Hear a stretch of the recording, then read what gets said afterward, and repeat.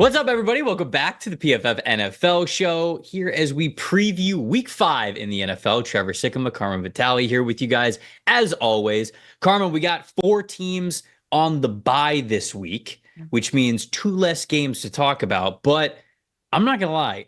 When I started going through the preview, because I don't really have a lot of time to go through the NFL schedule until we are putting our notes in for this show, I got to say, there's some lit games, as the kids would say. There are some really good games on this schedule. I am super excited. Even with 2 less games to talk about, I'm really excited about the show. Fellow kids was the translation of that just now with Trevor.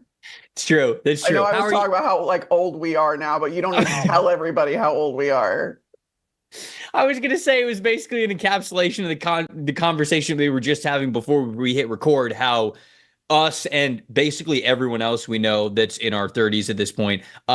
Me personally, I have to do like a full lower back stretch warm-up routine before I even think about touching a weight. And so, yeah, saying the phrase lit, I suppose, was a really good way to just encapsulate, you are old. But how are you doing, my friend? I'm good.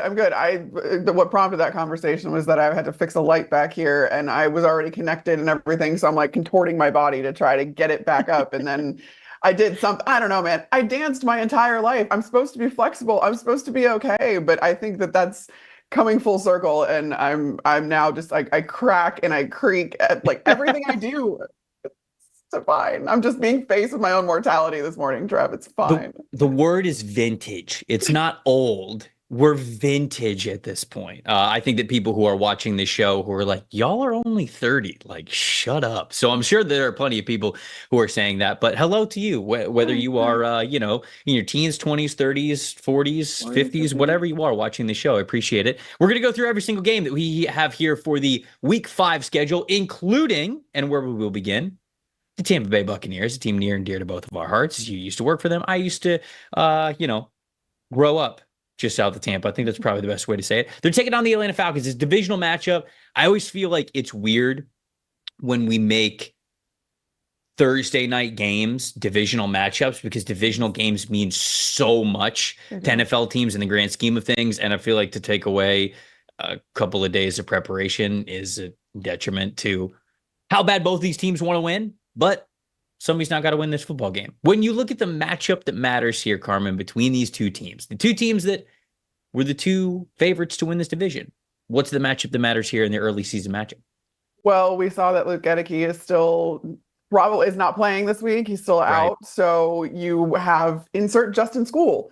Grady Jarrett, Matthew Judon, they're both on that side. So between Justin School and Cody Mauch, that's going to be very, very indicative of how this is going to go for the Tampa Bay offense this week. I think Baker, he's already taken the 4th most sacks of any quarterback this year.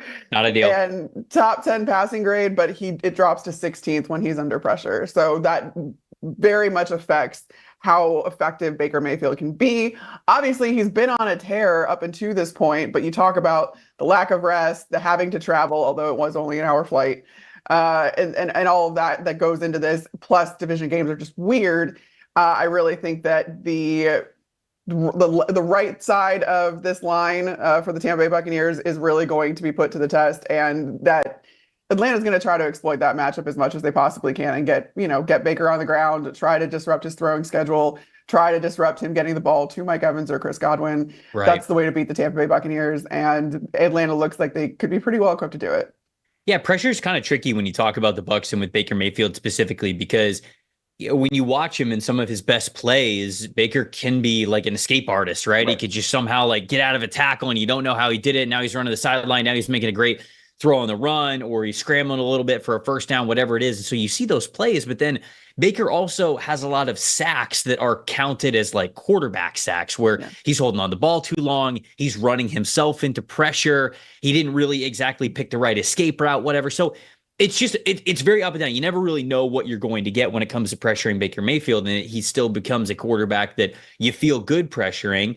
Sort of to piggyback off of that, because I think it's a good transition. My plus factor in this game, so not necessarily the matchup that matters that I chose, but my plus factor is Matthew Judon, because 1.5 sacks, for this Falcons defensive line, but it's still one of the not as productive, I feel like is the best way to say it, defensive lines that we have in the NFL. And Matthew Judon's the guy that I'm pointing out going up against Justin School. You could throw Arnold Ebiketie in there as well, but both of those edge rushers don't have the highest pass rush win rate this year. Matthew Judon's pass rush win rate is just right around 9%. Arnold Ebiketie's is about 12%, and I think that's a high for their edge rush group. And that's not even great. So it's almost like, hey, here's an area that, like you said, the Falcons should be able to exploit, but do they have the players to actually be able to do that? School did play better last week against the Philadelphia Eagles. So I think that's an interesting, I think it'll be very interesting into who ends up winning this game.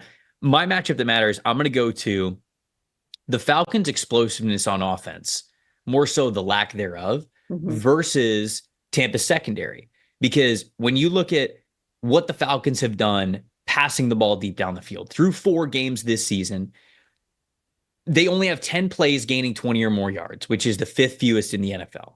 They have, when you just talk about the passing game, 9 completions gaining 20 plus yards or more. That's the 8th fewest in the NFL. So they're just not a very explosive offense right now. And Tampa, they're not really a defense that's going to allow you to have success in those areas either. 81.4 team coverage grade when it comes to just overall coverage.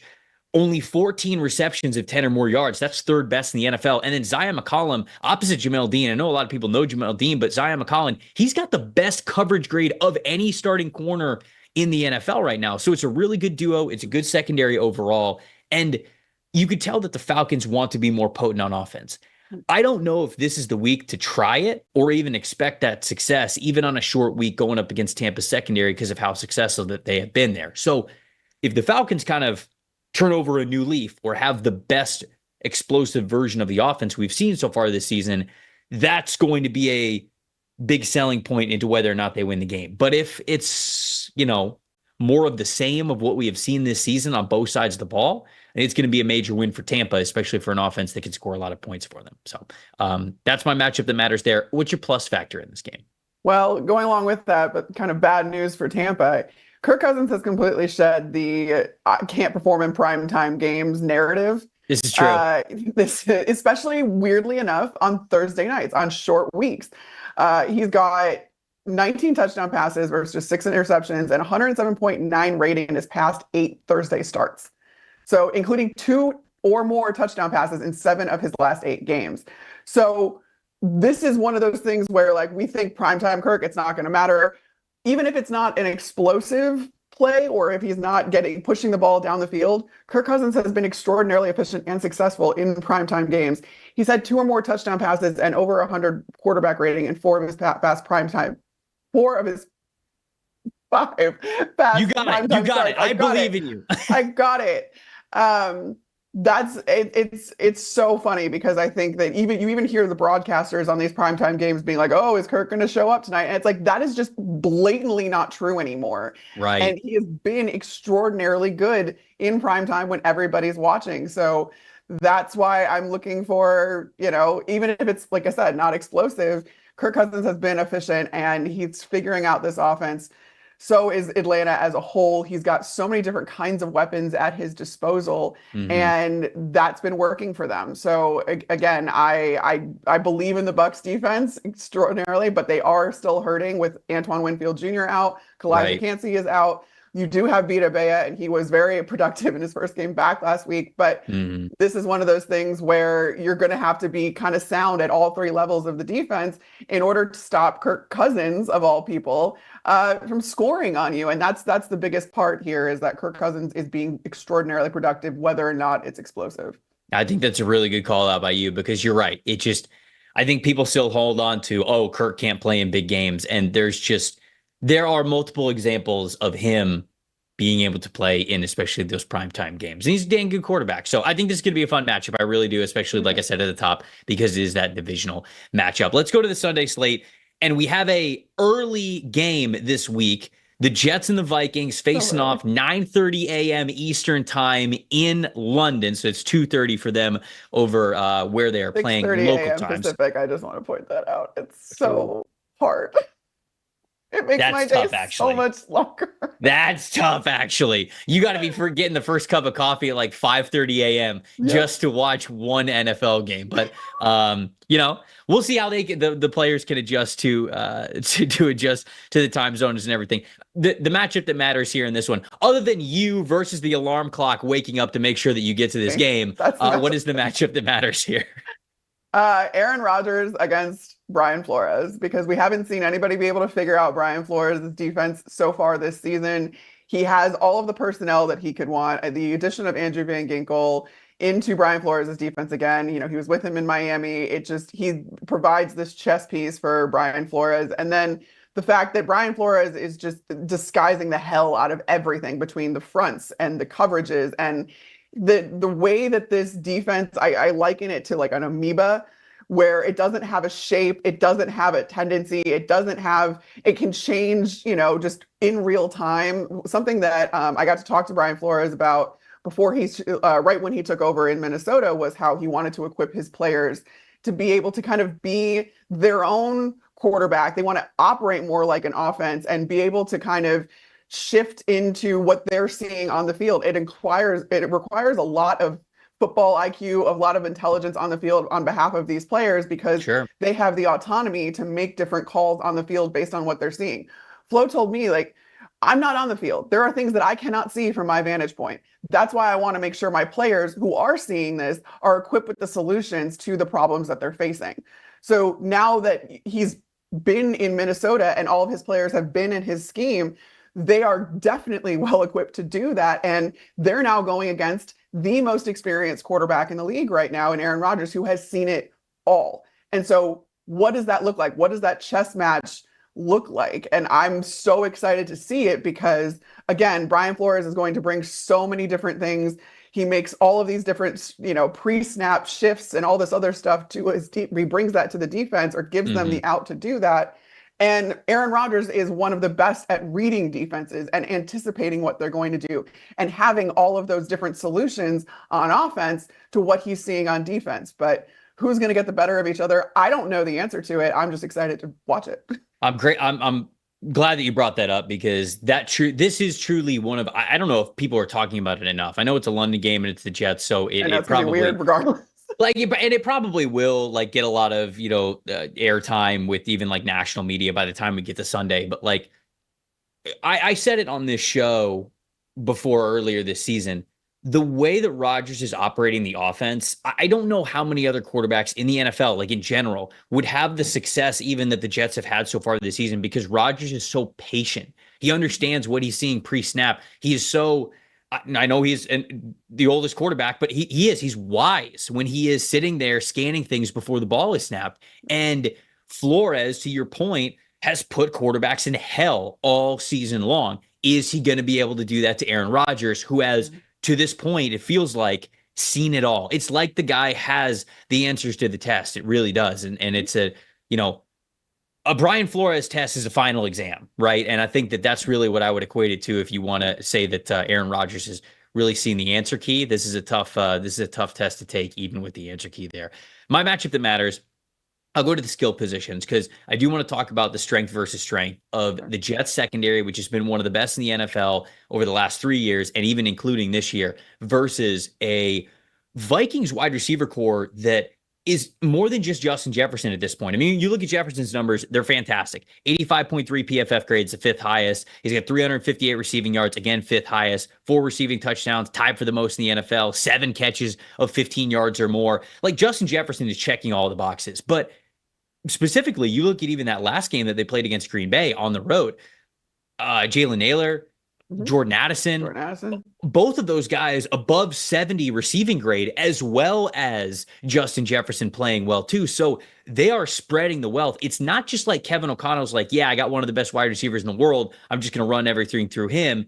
He's the primary, but he's not the only option. And he's making Sam Darnold feel very comfortable about throwing the ball a lot of different places. When you look at DJ Reed and Sauce Gardner on the other side, Reed, 85.6 PFF coverage grade this year. That's second amongst all cornerbacks. And then when you look at Sauce Gardner, only 7 catches, 100 yards allowed all season.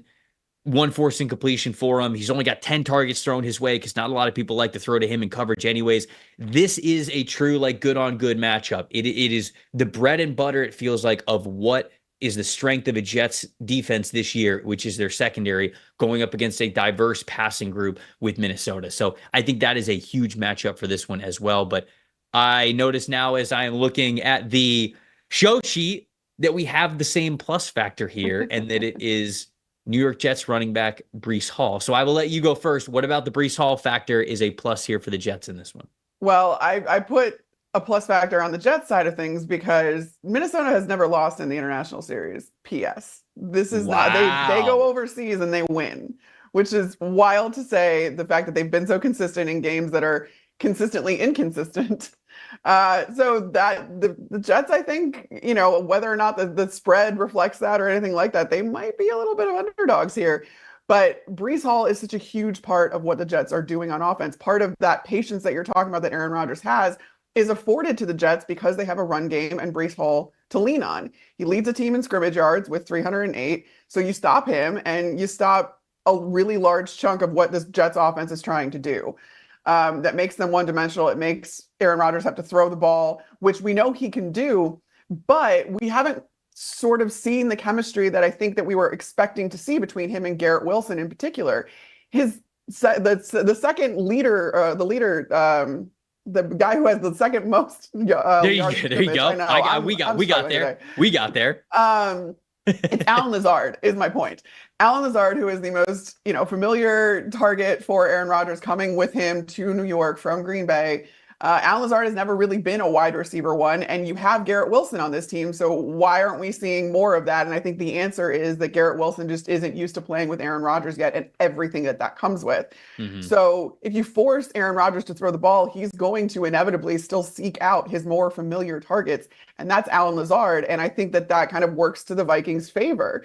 So you really need a lot from Breece Hall. You need to be able to move the ball down the field and kind of sustain these drives. And again, have that patience, which Breece Hall affords you.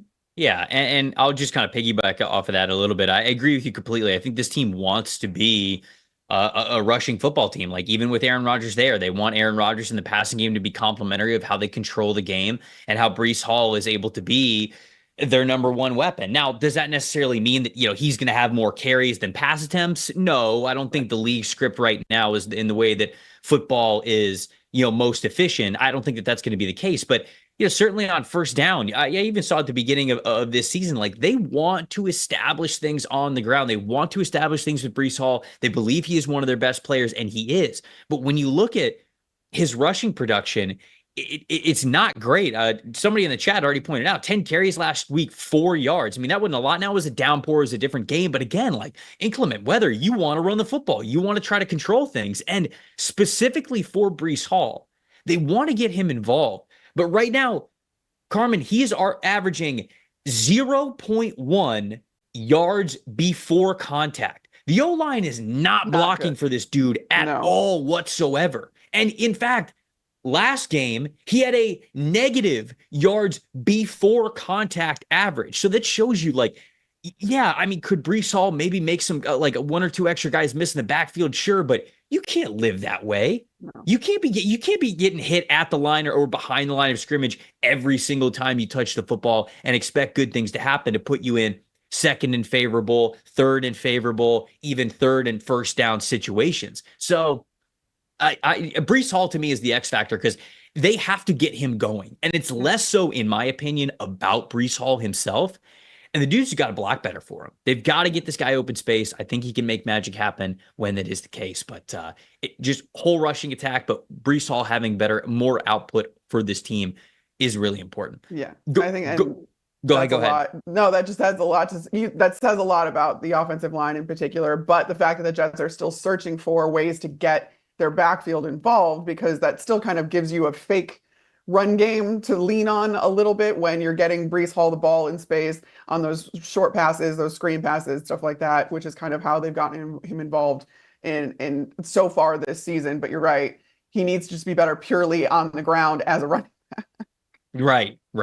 The next game, let's get to the 1:00 games here. So we've got Panthers Bears, the first one that I want to talk about. Mm-hmm. matchup that matters here. Obviously, there's a very different Panthers team over the last 2 weeks than what they were through the first 2 weeks with making the switch over to Andy Dalton. Bears still, I don't know. It feels like they haven't necessarily played a game yet where you feel really good, even if they won, but did feel like they were taking some positive steps in the right direction, especially on the offensive side of the football last week. Carmen, what do you think is the matchup that matters here for this game? Yeah, there's a kind of a sneaky strength in the Bears defensive line, but more specifically on the interior, because as a whole, seventh fewest pressures of any D-line group, because that includes the edge rushers. But if you just go on the interior, which is so important for Matt Eberflus to get pressure from the interior, given the fact that he really only tries to get pressure with four. He doesn't blitz a whole lot. He did it a little bit more in the first half of that game against the Rams and Stafford, but then kind of laid off of it in the second half. And that's just not indicative of what his defensive scheme is. You got Andrew Billings, you have Javon Dexter turning into the guys that the Bears kept telling us they were. Javon Dexter was not a 3-tech in college. They drafted him based off traits last year. And we kind of heard in Chicago all of this talk about, no, we have our 3-tech on the roster. We have our 3-tech on the roster. I, in particular, if I had one concern about the Bears defense coming into this season, it was the interior defensive line. Turns out that's kind of been a strength. They have, I believe, the 8th most pressures of any defensive line interior pressures specifically of any team in the league, especially after that game against Matthew Stafford and the Rams. This provides a lot of issues for offensive lines. It's the most direct path to the quarterback if you can get pressure from the interior. And it's not a place that we've seen the Carolina Panthers be super successful. They've been better with Andy Dalton. They are overall better as an offensive line this year, and we're now seeing that, especially with Andy Dalton, who knows how to get rid of the football and is kind of a lot more efficient than we saw Bryce Young be able to be. 73.9 PFF grade as a unit for this Panthers offensive line. The second best pass blocking grade. That is important, but I also think that this is going to be a huge test for them against, a Bears defensive front where from the interior, you're going to get a lot of pressure. And then they have a defensive backfield that can really take advantage of any of these errant throws or bad decisions that these guys can force you into. We've seen that between Jaquan Brisker, Jalen Johnson, any of these guys. They're a really good unit, kind of top to bottom. I'll switch to the other side of the trenches for my matchup that matters. It's the Panthers pass rush versus the Bears offensive line. And without Derek Brown, I mean, there's no doubt about it. Like it's been a struggle for this team. 55.0 team pass rushing grade this year. That's 28th in the NFL. Edge rusher specifically, I think it might be even a little bit worse than that for them, even with Jadeveon Clowney. But then when you look on the other side of things to the Bears pass blocking as a group, 67.6 pass blocking grade. So it's not like they're way better. It's not like this is just a major weakness. And the reason why I think this is a big matchup that matters is specifically because though I would say overall grades for them in pass blocking have been fine. I mentioned like 67.6, like it's fine. I think that was 17th in the NFL, if I remember correctly. So it's right around the middle. But there have been questions with this offensive line. Braxton Jones hasn't looked as good as he was last year, and he certainly hasn't taken that next step up to build off of what we saw last year. Darnell Wright still up and down as their right tackle anyways. Tevin Jenkins, he's been good when he's been healthy, but the center position is not strong for this team. Nate Davis just has not been the player that they have wanted when they signed him. And so it's been inconsistent along that entire offensive line. It looked a little bit better last week, but Carmen, if this group yields a lot of pressure or a good amount of pressure from the Carolina defensive line, now I'm worried about this team. Like now I'm really going to be worried about this offensive line because up to this point, I can just kind of chalk it up to first couple of games, still getting things down. But you got to play well against this Carolina defensive line, all due respect. Yeah. Without Derek Brown, Jadeveon Clowney, okay, he can't be a one-man wrecking crew. I mean, anytime that he's been put in that position throughout his NFL career, he has not been that player that's been able to step up like that. He is an excellent piece when the rest of the defensive line is working together, and that's really how you get the most of him because he's really tough when you cannot focus block him with multiple eyes and multiple bodies. But when you can, who else is really stepping up for this Panthers defensive line? Right. So that to me is a big matchup that matters because in theory, Chicago's offensive line should maybe have the best day that they have had so far this year. But if they don't, not only am I worried about them losing this game to Carolina, I will be then worried about this offensive line moving forward for Chicago. So I think that this is a big time test for them in that matchup. What is your plus factor in this game? Yeah, well, along those same lines, it's Caleb Williams behind this line because we know that Caleb Williams can get himself out of pressure.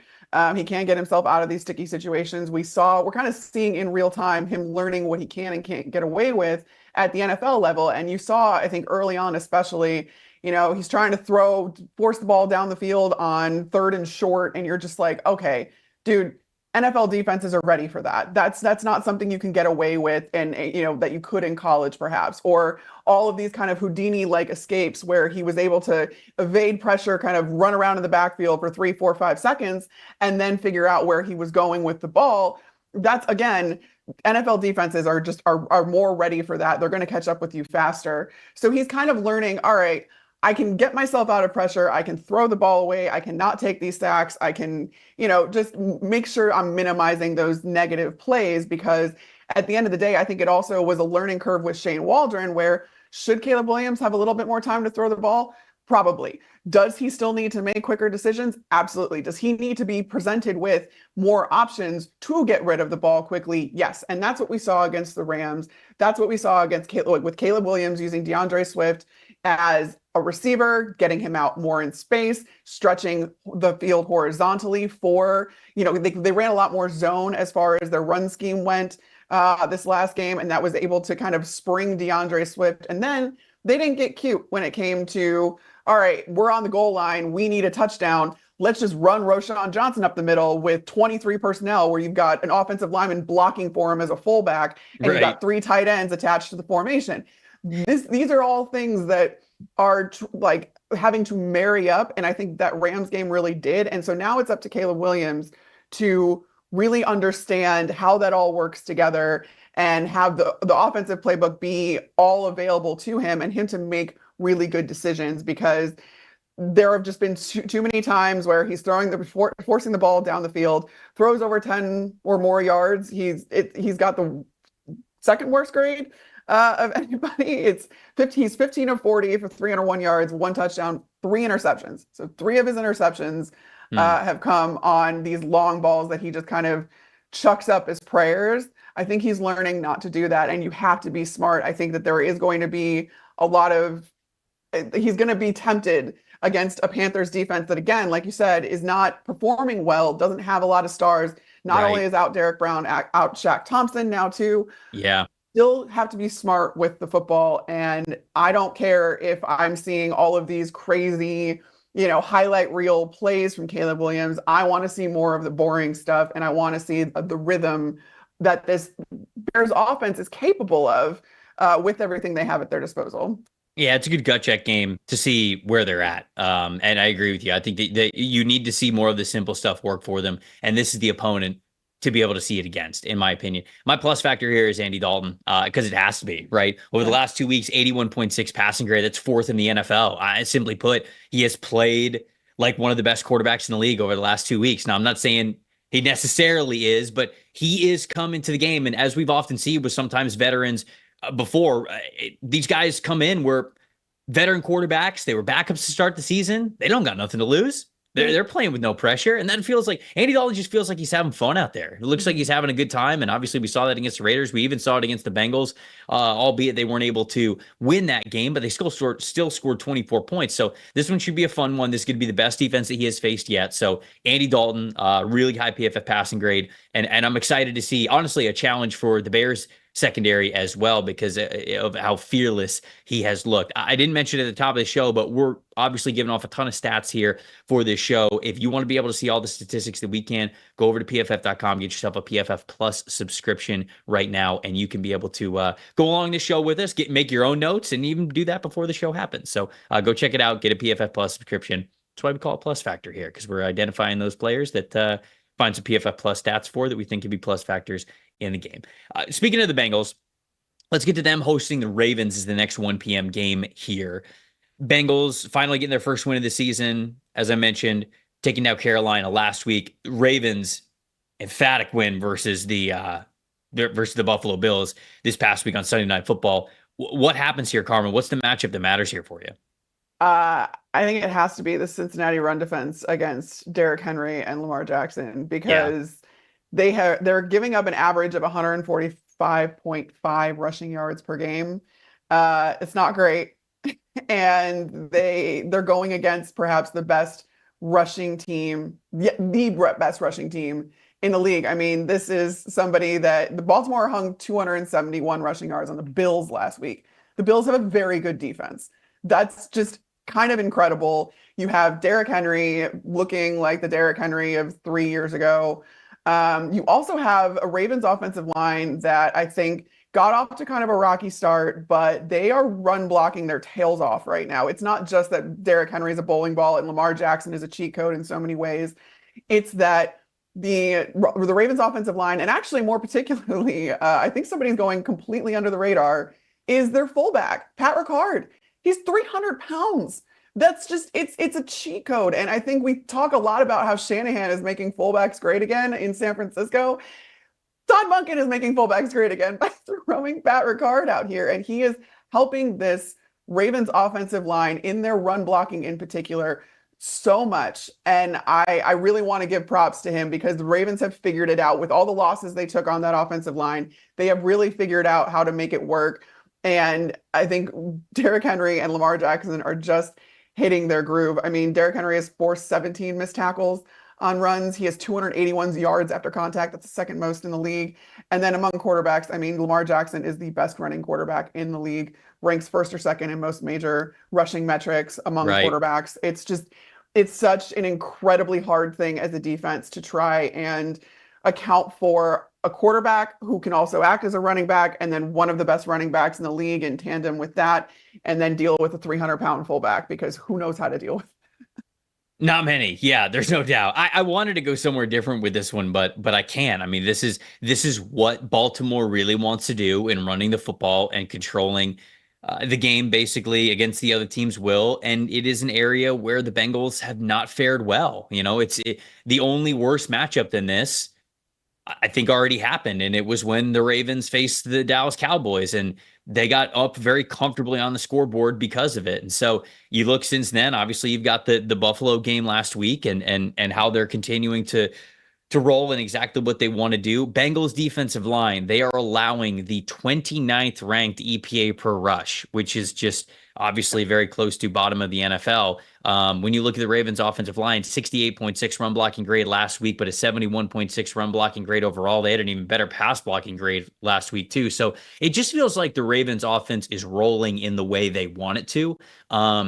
We'll see if Trey Hendrickson can go. I think the last time I looked at it was like, okay, he had a sling, he had his arm in a sling during the game last week, but now he's more of like day to day, it seems like, and it feels like he can go. But I mean, if he is less than 100% at all whatsoever, there's already nobody other than him on that defensive line that has been able to show up so far 4 weeks through the season. And so if he's limited at all whatsoever, it could just be a really tough day at the office. The Bengals got to be glad that this game is at home, because if this game was in Baltimore, I don't know if I would give them much of a chance. Now, the flip side of it is the fact that the offense really was looking like it was cooking with Jamar Chase and T. Higgins both back in the lineup and feeling good and getting some chemistry there with Joe Burrow. But are they going to be able to keep up and handle Baltimore's run game? To me, I have to agree with you. That's the matchup that matters. But what's a plus factor here outside of that matchup for you? Yeah, like I said, like you just said, we saw the Bengals offense kind of get going now that T. Higgins is back in the lineup. That's, just presenting a lot of different problems in the pass game for defenses going against the Bengals. But I mean, I think when you're talking about going against, a contender, going against a division opponent, going against the Baltimore Ravens in particular, you want to have to give them as many problems as possible. And to do that, you're going to have to get this run game going a little bit more.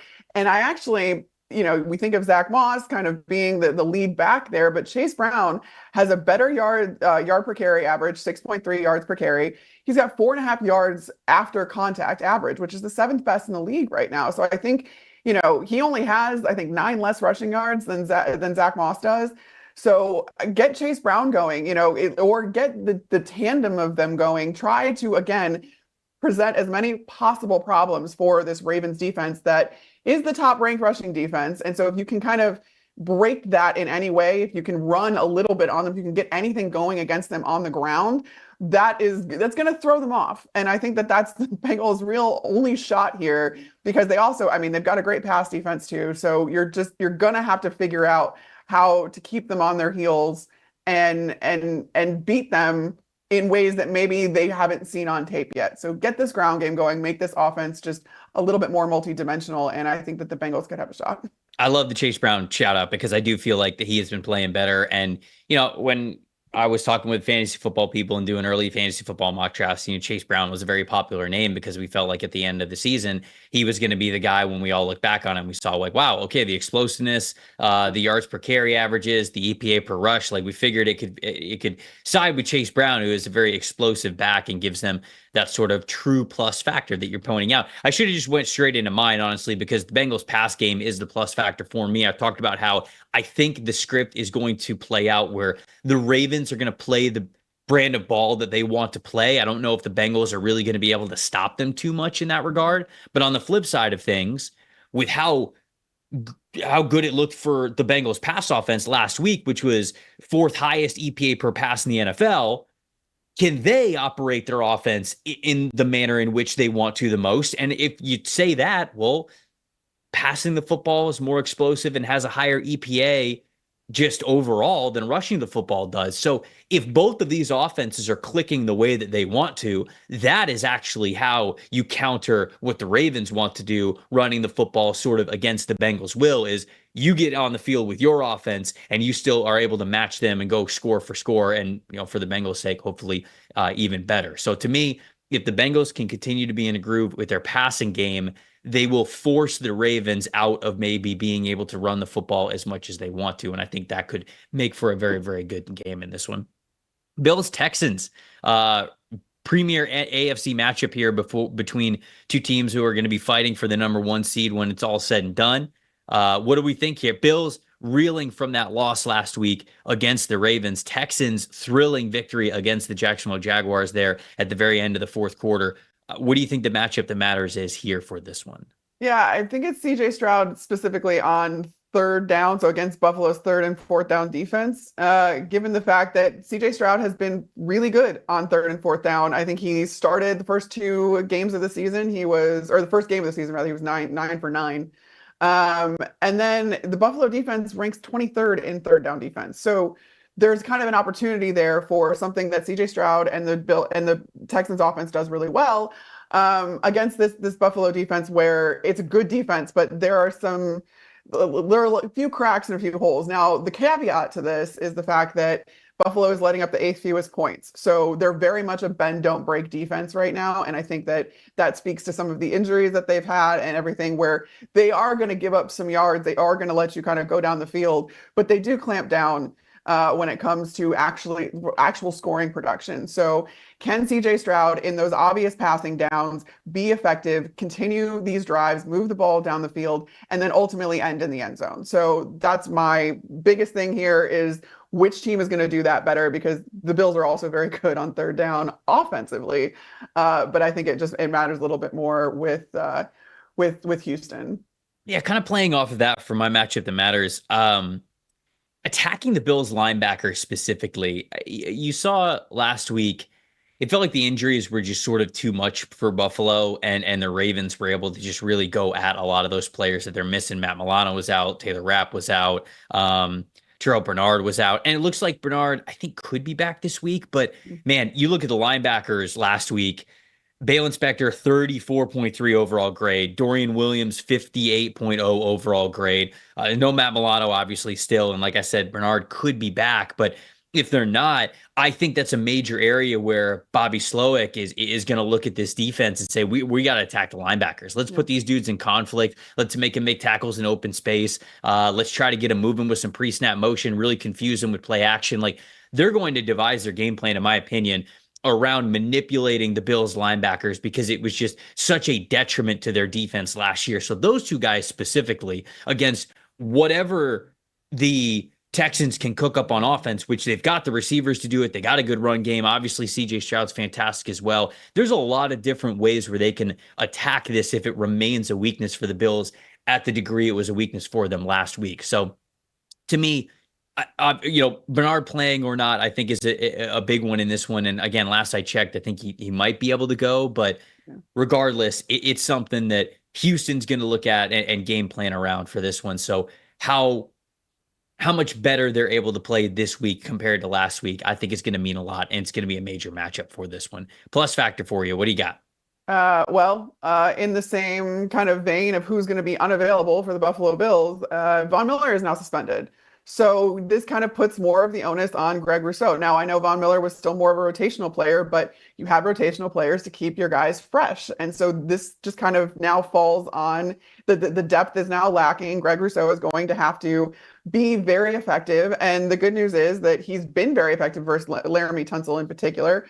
164 snaps against each other, 2 sacks allowed by Laramie Tunsil, 3 pressures allowed by Laramie Tunsil going against Greg Rousseau. So there is precedent for this to work out for Greg Rousseau, but I mean, Von Miller and Rousseau both top 15 among edge defenders in the PFF pass rush grade ahead of this week. So this is a significant loss for the Bills pass rush in particular. And again, that onus is now just going to fall on Greg Rousseau to kind of make up for that and stay fresh. And just the stamina is it's gonna come into play here.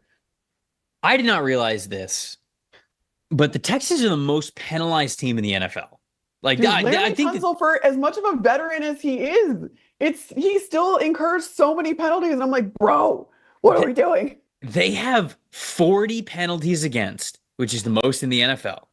They have 326 penalty yards against, which is the third most in the NFL. They have 12 false starts, most in the NFL. And 9 offensive holdings, which is the fourth most in the NFL. So, like, these are offensive holding and false starts are like, okay, some offensive holdings are like, all right, sometimes it's not really a holding, but other times it's just like, man, like, you got to know what you can and can't do here. And so a handful of offensive holdings, like, I get, but 12 false starts? I know that these coaches are eating good at the end of the season with how much they are fining these players for making these penalties. When I was with the Bucs, there was a board in the offensive meeting room, and if you committed a pre-snap penalty, it was tallied on the board. And it came with a set number that was the fine, and all of that fine went into a pot. And at the end of the year, the coaches got to go out to dinner based on what was like dinner or, who knows.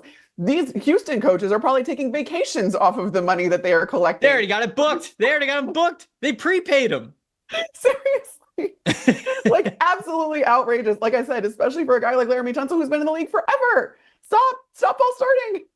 It's one of those things where it's just, you think that I don't think they're going to be in the top 5 by the time the year is over. Like, I think it's going to regress to the mean in a good way for them at some point, but frustrating for them up to this point. And unfortunately, if that doesn't happen, if this continues, then I mean, this is a major, I would say, not talked about factor that's going to get in the way here of you're going to say like, oh, like, what's going to stop the Houston Texans? I guess kind of the Houston Texans in some ways with all of these self-inflicted penalties. So, all right, we're getting to our next game, but before we do, whether it's TD, touchdown, tutty, take it to the house, in for 6, whatever you want to call a touchdown, that's one thing is for sure. They matter more at DraftKings Sportsbook, an official sports betting partner of the NFL. On the ground, in the air, special teams, defense, doesn't matter how they score them.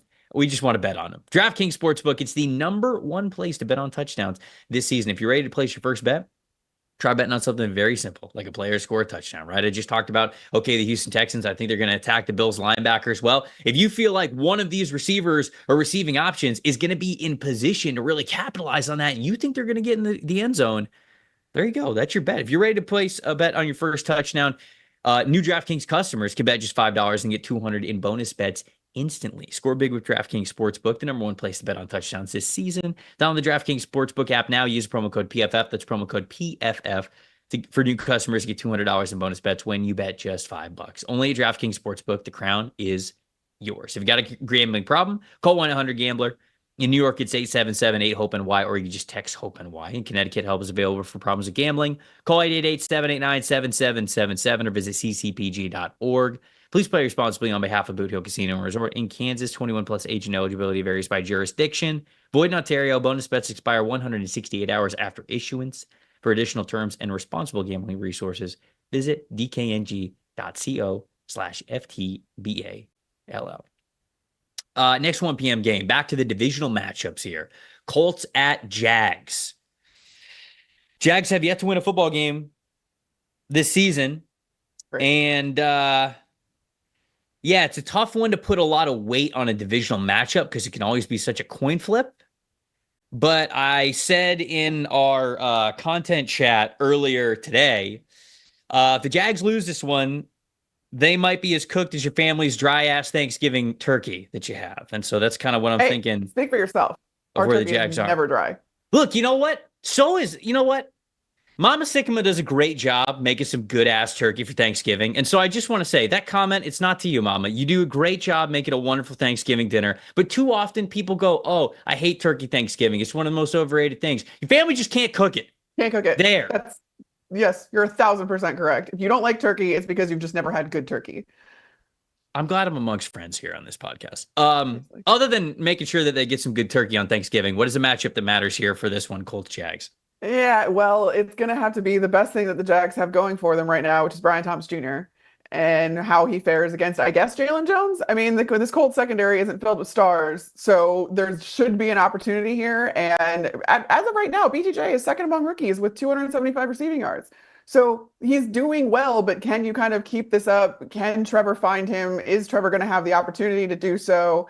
Kind of save this offense and therefore save this team, save Doug Peterson's job? Does he want to save Doug Peterson's job? I don't really know. The vibes are so bad in Jacksonville right now. I don't love it. But you know, Brian Thomas Jr., kind of a shining light. They made the right decision when it comes to him. LSU is just wide receiver U at this point because they're definitely not DBU anymore under Brian Kelly, unfortunately. 17 catches, 275 yards. That's 13th overall, too, by the way, in the league, Brian Thomas Jr. So 7 catches gaining 15 or more yards. This is the way to push the ball down the field. This is the way to be productive. I think that you're going to have an opportunity against this Colts secondary, like I said, and see if maybe you can pull out a win before you have to go to London, and you know how weird that gets. Yeah, they're on back-to-back London games after this, aren't they? Don't they go Colts and then it's London game? That's going to be tough. You hope they get a win here. I hope they get a win here. Jags should be more fun than this. They have the firepower to be able to do it. It's just always been something with this offense, it feels like, for the entire season. My matchup that matters here, it's got to start with the consistency along the O-line, right? It feels like, okay, well, if the pass catchers and Trevor Lawrence are having a good day, the offensive line's not having a good day, and vice versa. Let's get a good offensive line day. And it's going to be a little bit of a tough task here because Colts defensive line specifically, 57 pressures. It's 13th most among defensive lines so far this year. Ode Angbo's got 12 pressures. Tyquan Lewis got 12 pressures. Laiatu Latu's got 10 pressures. And so a lot of these guys are really getting after the quarterback and affecting what they're able to do in the play. Anton Harrison was the only offensive lineman with a pass blocking grade below 78 last week. So let's continue to put the best foot forward here for Jacksonville. Again, look, at the NFL Stock Exchange podcast with me and Connor, we do this draft podcast all year round. We have this series that we call Fixing Your Franchise. And we normally don't get to those until like December, and very clearly these teams are out of the playoffs and they're probably getting a top 5 draft pick. Or sometimes if you fire your head coach in the middle of the season, we'll get to it. Last year we got to it sooner than we ever have because Carolina fired Frank Reich after like, what was it, 6-7 games, something like that. People are already talking about the Fix Your Franchise series for the Jags. I don't want to do that yet. It's too early for that. Can we just win some football games? I want to see it. Trevor Lawrence, he's too good for that. I want this team to get off the schneid. Nothing against Colts fans or anything here, but I like it when it's a really competitive and high parity league. So to me, I think that's a big time matchup that matters. What the Colts defensive line, or specifically what the Jags offensive line is going to do against the Colts defensive line. What is the plus factor here for you? Joe Flacco. If that's the case, we don't know the status of Anthony Richardson, but it doesn't look like he's going to play this week again. So you're going to say, all right, put in Joe Flacco, who 16 of 26 attempts last week, 168 yards, 2 touchdowns, no interception, 105.9 rating. in his Indianapolis debut. So it's his sixth straight game with 2 or more touchdown passes, by the way. He's had, and then specifically, actually, Joe Flacco against the Jags. His last 2 starts versus the Jags, he's had over 300 passing yards and 3 touchdown passes. So he somehow does really well against the Jags. And this would be, I guess, the one, if you're not sure about Anthony Richardson right now, just throw Joe Flacco out there. My plus factor goes back to sort of what your matchup that matters is. And it has to be Brian Thomas Jr. for a lot of the reasons that you mentioned there. 71.6 PFF grade. You mentioned that's top 30 in the NFL. He's the guy when they're throwing deep, 15 plus yard catches, 275 yards, 13th in the NFL. Yards per route run, obviously, that's very high as well. It's top 10 in the NFL. So to me, if they're going to win this game at all, if the Jags are going to win this game at all, they've got to put up a decent amount of points. And the way that you do that against a absolute titan, like you mentioned, in Joe Flacco, just a vet that's seen it all, won everywhere. Elite, yes. Flacco, elite. Yes, I forgot. It was right there for me on a silver platter, and I missed it. But yeah, if you're going to keep up with what the Colts want to do on offense, especially for how well their receivers are playing this year, you got to be able to run the offense through Brian Thomas Jr. It felt like in the first couple of weeks, I had mentioned that it was only going to be a matter of time before they had him as their number one option. You might as well just put the foot on the gas all the way to the floor, running this offense and this passing attack through Brian Thomas Jr. Dolphins, Patriots. Yikes. Okay, this one's tough. This I is like a tough that we game. both had the same reaction. Like Divisional matchup though, so it means a lot. There's a lot of pride on the line. Somebody's got to win this football game unless they tie. Which, Lord, I hope that does not happen. God. Please. No, are you kidding? I root for chaos every single time. Give me a tie. Give me a tie. No, gosh. It should be the bottom of the AFC. I can't do it. I can't do it with ties. I would rather go to college football style of overtime than to see a tie at the NFL level. The wins just mean too much. But anyways, matchup that matters. Again, somebody's got to win this football game. Somebody's got to win this football game. Who's going to win it and how they're going to win it? Come on. So Snoop Huntley versus the Pat secondary, because Snoop Huntley has actually taken care of the football pretty well. He didn't have any interceptions last week. He has 0 interceptions actually in 3 of his past 4 starts. So he is pretty good at that. And if this Pat secondary can pick the ball off, then that's really going to kind of just deflate the Dolphins offense in particular. I don't really like, I wanted to say like Tyreek Hill against the Pat secondary, but like I don't have faith that Tyreek Hill is going to get the ball in any meaningful fashion if it's, down the field or anything like that. I don't have the faith in that. Pats have just 1 interception as a team, but they do have 14 forced incompletions, and that's tied for the 11th most. So I feel like between that, like they're kind of due for some of these incompletions to start turning into interceptions. But they also have allowed 101.5 passer rating, which is the 10th highest of any unit. So I think it's the matchup that matters, because it's like whoever this matchup favors is probably going to end up winning this game. They might. Well, I'll get to this in a second. But my matchup that matters, I'm going to get into the trenches here. Patriots offensive line versus the Dolphins defensive line. Patriots offensive line, 53.5 overall blocking grade. That is dead last in the NFL. Dolphins defensive line, you would think that they'd be able to take advantage of it, but no Jalen Phillips now. He is once again out for the year, suffered a knee injury last game, which sucks because he was just coming back from an Achilles tear as well, and he's one of the best young edge rushers in the game. Yeah, it really sucks. Pass rush grade and pass rush win percentage for the Dolphins, they're both right around the middle of the pack, right around the middle of the NFL. Calais Campbell and Zach Seiler, those guys have the 2 highest pass rush grades of anybody on the Dolphins. So in theory, the interior offensive line of the Dolphins is what's really struggling, really inconsistent. I guess that's a strength for the Dolphins, is the matchup that matters. You could still win that one and really get quick pressure on the pocket in Jacoby Brissett if you're winning up front and in the middle.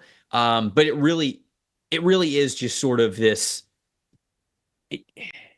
The Patriots offensive line just straight up has to play better, no matter what. And it's to the point where I think they would like to go to Drake May, but they can't because the offensive line is playing so poorly. So especially the interior of that offensive line, like I said, has been really inconsistent. The Dolphins' interior defensive line has the opportunity to really get after him in this game, even with the edge rushers not being so hot. Chop Robinson's now going to have to play a bigger role as an edge rusher, but can he be more of a speed option that we saw at Penn State and have seen from him so far in Miami? And then just can the Patriots offensive line play better than dead last in the NFL? To me, that's a big time matchup that matters. But what's a plus factor here for you in this game? Devon Achane is the plus factor. And it's not necessarily even for what he's doing on the ground. It's for the fact that he is a check down option for Snoop Huntley. He's the easy completion. He leads all running backs with 20 receptions for 187 receiving yards. And the Dolphins offense just hasn't been explosive I wonder why. So this is one of those things where this is their only kind of opportunity to really move the ball down the field, is to get those quick passes to Devon Achane. I don't necessarily, like you said, with all the issues that the Dolphins have on the offensive line, I don't really trust them to get the run game going either. But this is, again, a way to kind of fake that and get your running backs the ball anyway. And that, I feel like he's going to be the most important player to Snoop Huntley on this Dolphins offense. And he's the only one that really can propel this offense forward and keep the offense on the field. You talked about wanting to sort of pick Tyreek Hill as like an X factor or a matchup that matters here for this game. I wonder if at this point in time, like they're just going to put Tyreek Hill in the backfield and almost just like give him swing passes to just say, get the ball in his hands somehow, some way, because he's fast. He can do it. Right. But because my plus factor in this game is Mike McDaniel, because holy cow, I thought the floor was a lot higher for him as a play caller, even with Tua hurt. Like, I get, like, it is not just something that I'm trying to sweep under the rug, that it's like, yeah, Tua's hurt, but the offense should still be good. I understand, especially with the offensive line the way that it's currently constructed. But holy cow, last year, Dolphins offense, 3rd in offensive grade, 6th in EPA per play. This year, they are 30th in offensive grade and dead last in the NFL in EPA per play. Again, I thought Mike McDaniel's floor was a lot higher than dead last in the NFL when you've got weapons like Tyreek Hill, like Devon Achane, like Jalen Waddle, right? And so I think this might be a throw everything but the kitchen sink at the Patriots defense. Like, do absolutely everything you can to just get the ball in the hands of these playmakers. Like, it's not going to look traditional. It's not going to look like what it normally is.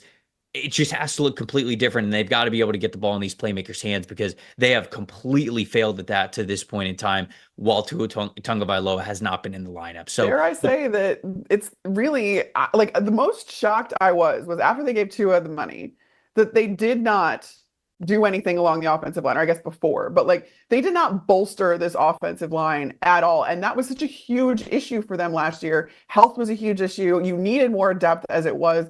And the Dolphins just didn't do anything along the offensive line. I was absolutely shocked, because I'm like, all right, if you are planning on giving Tua this much money, and I realized that Tua's injury, his latest concussion, wasn't really affected by the offensive line. It was his own decision making. But you have to think that, again, this offense and the floor that you're talking about for Mike McDaniel is so much higher if they are able to run the ball, if they are able to protect. This is a complete failure, I think, from a team building perspective, by the Dolphins not bolstering the offensive line and investing in something that was going to protect your other investments.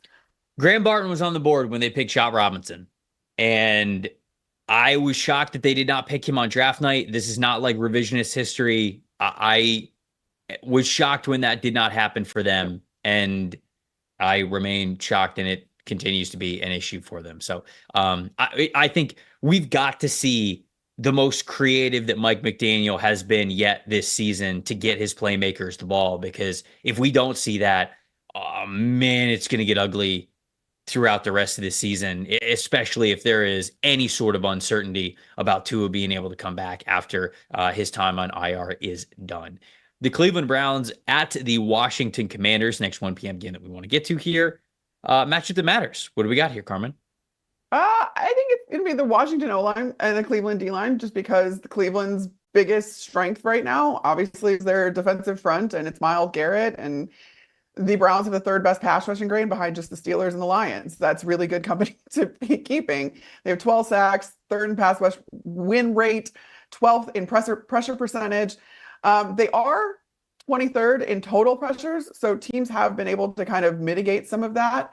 But Jaden Daniels, because of not only the Washington offensive line, but because of the way that he is able to get himself out of pressure and the fact that he's getting rid of the ball very quickly, he's only been pressured on 18 pass attempts, which is 30th. So he's completed 11 of them with 2 touchdowns.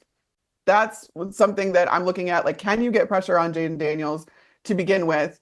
And how kind of effective can you be in throwing him off? Because we've seen Jaden Daniels just be incredibly productive, incredibly sound.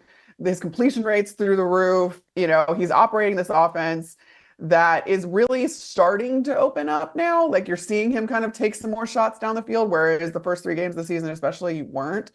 But can this Cleveland defense then get to him and kind of disrupt all of the things that Cliff Kingsbury is trying to do with Jaden Daniels on offense?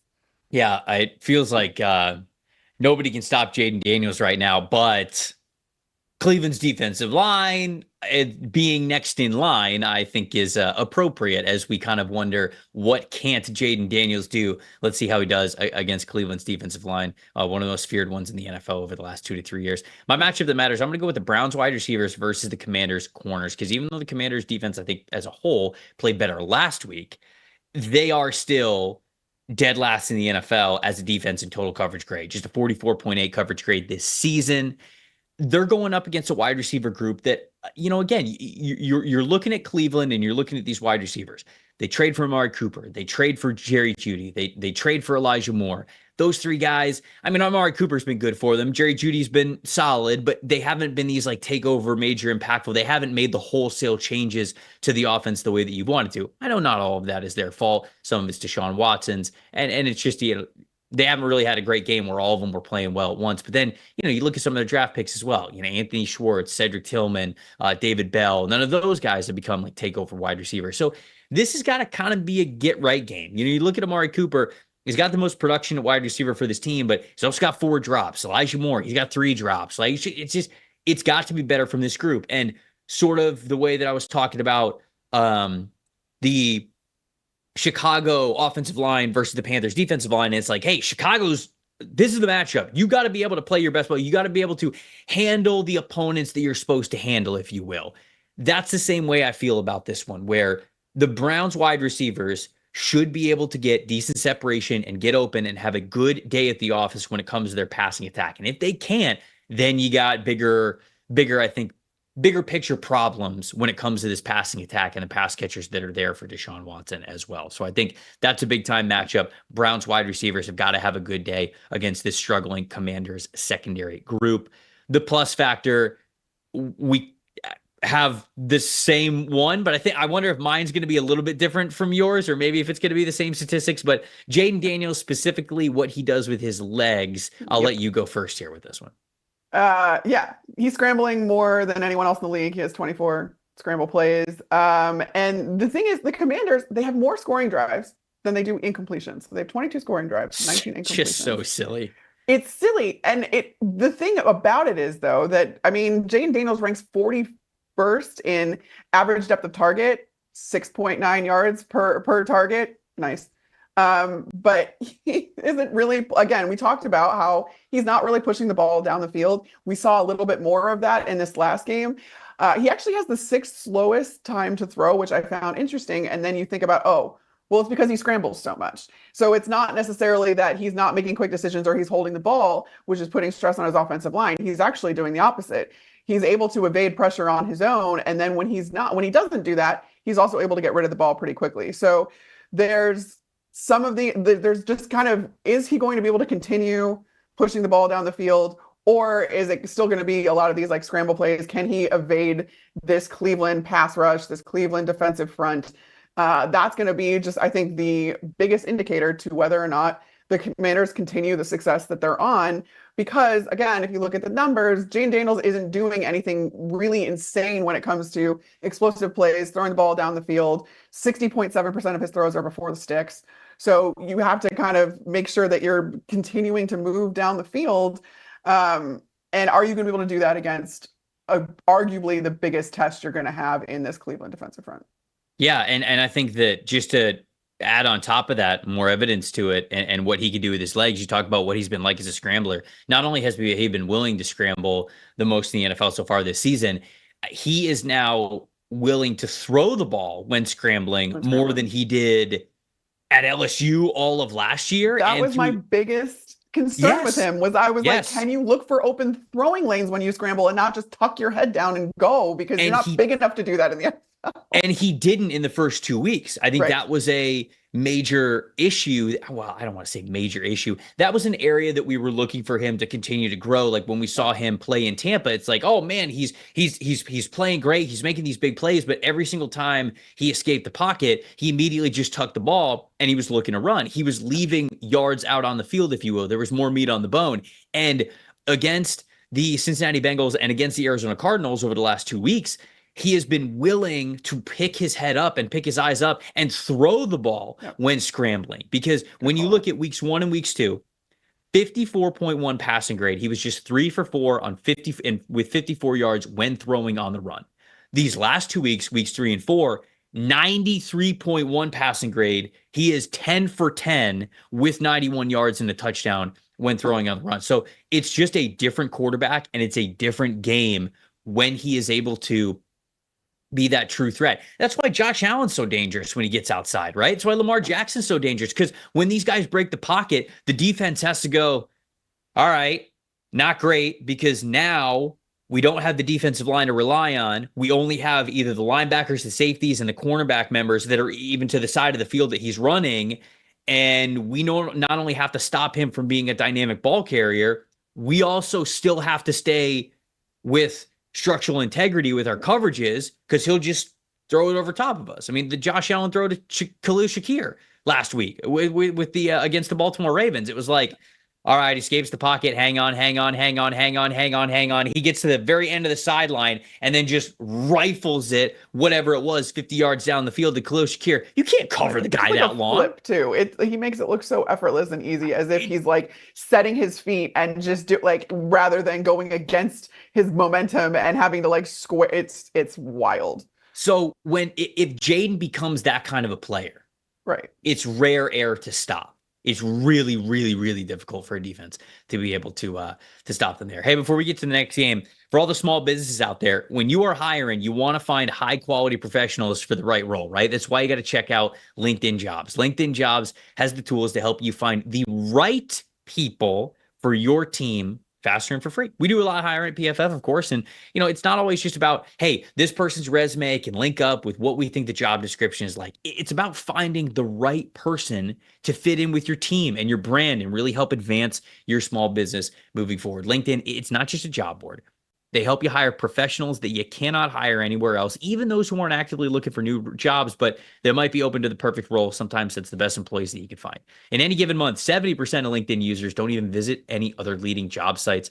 So if you're not looking on LinkedIn, simply put, you are looking in the wrong place. On LinkedIn, 86% of the small businesses get qualified with a candidate within 24 hours. You can hire a professional like a professional on LinkedIn. Small businesses, you guys, you're wearing a lot of different hats. Sometimes you can't devote the time or the resources to really make the kind of hire that you need to.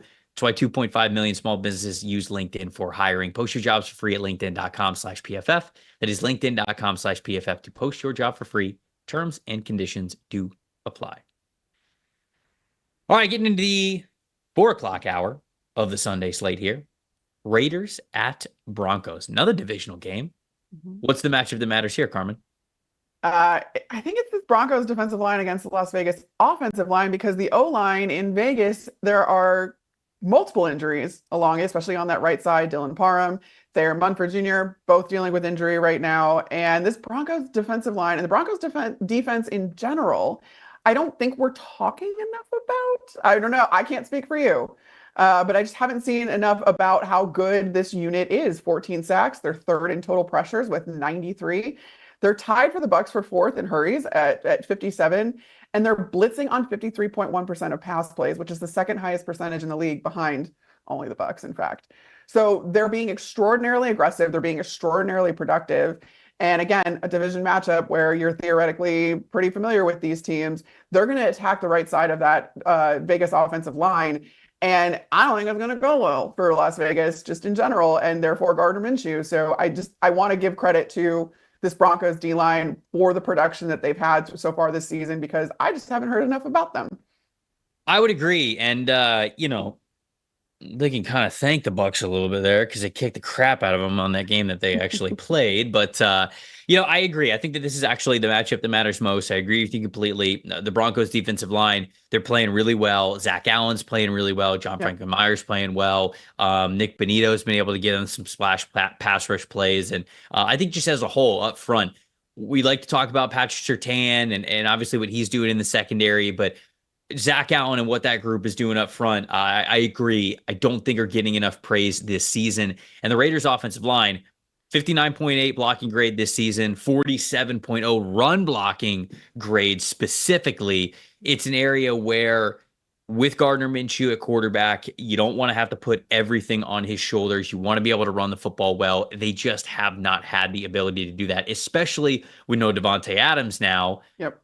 You've really got to be a much better team up front. You got to be able to control the script a little bit more. You got to be able to run block a little bit better. And the Broncos just haven't really, I will say this, their pass rush grade is better than their run defense grade. We see that 67.9 pass rush grade, 49.8 run defense grade. So if there is an area that maybe the Raiders could have a get right angle with the Broncos defensive line, it would be rushing the football. So we'll see how much they really lean into that throughout the first quarter and maybe early parts of the second quarter before they have to switch things up. But I do agree with you. I think that has to be the matchup that matters most because of how well the Broncos defense is playing or going under the radar right now versus how much it feels like the Raiders offensive line is struggling, playing through some injuries. But what's the plus factor here for you in this game?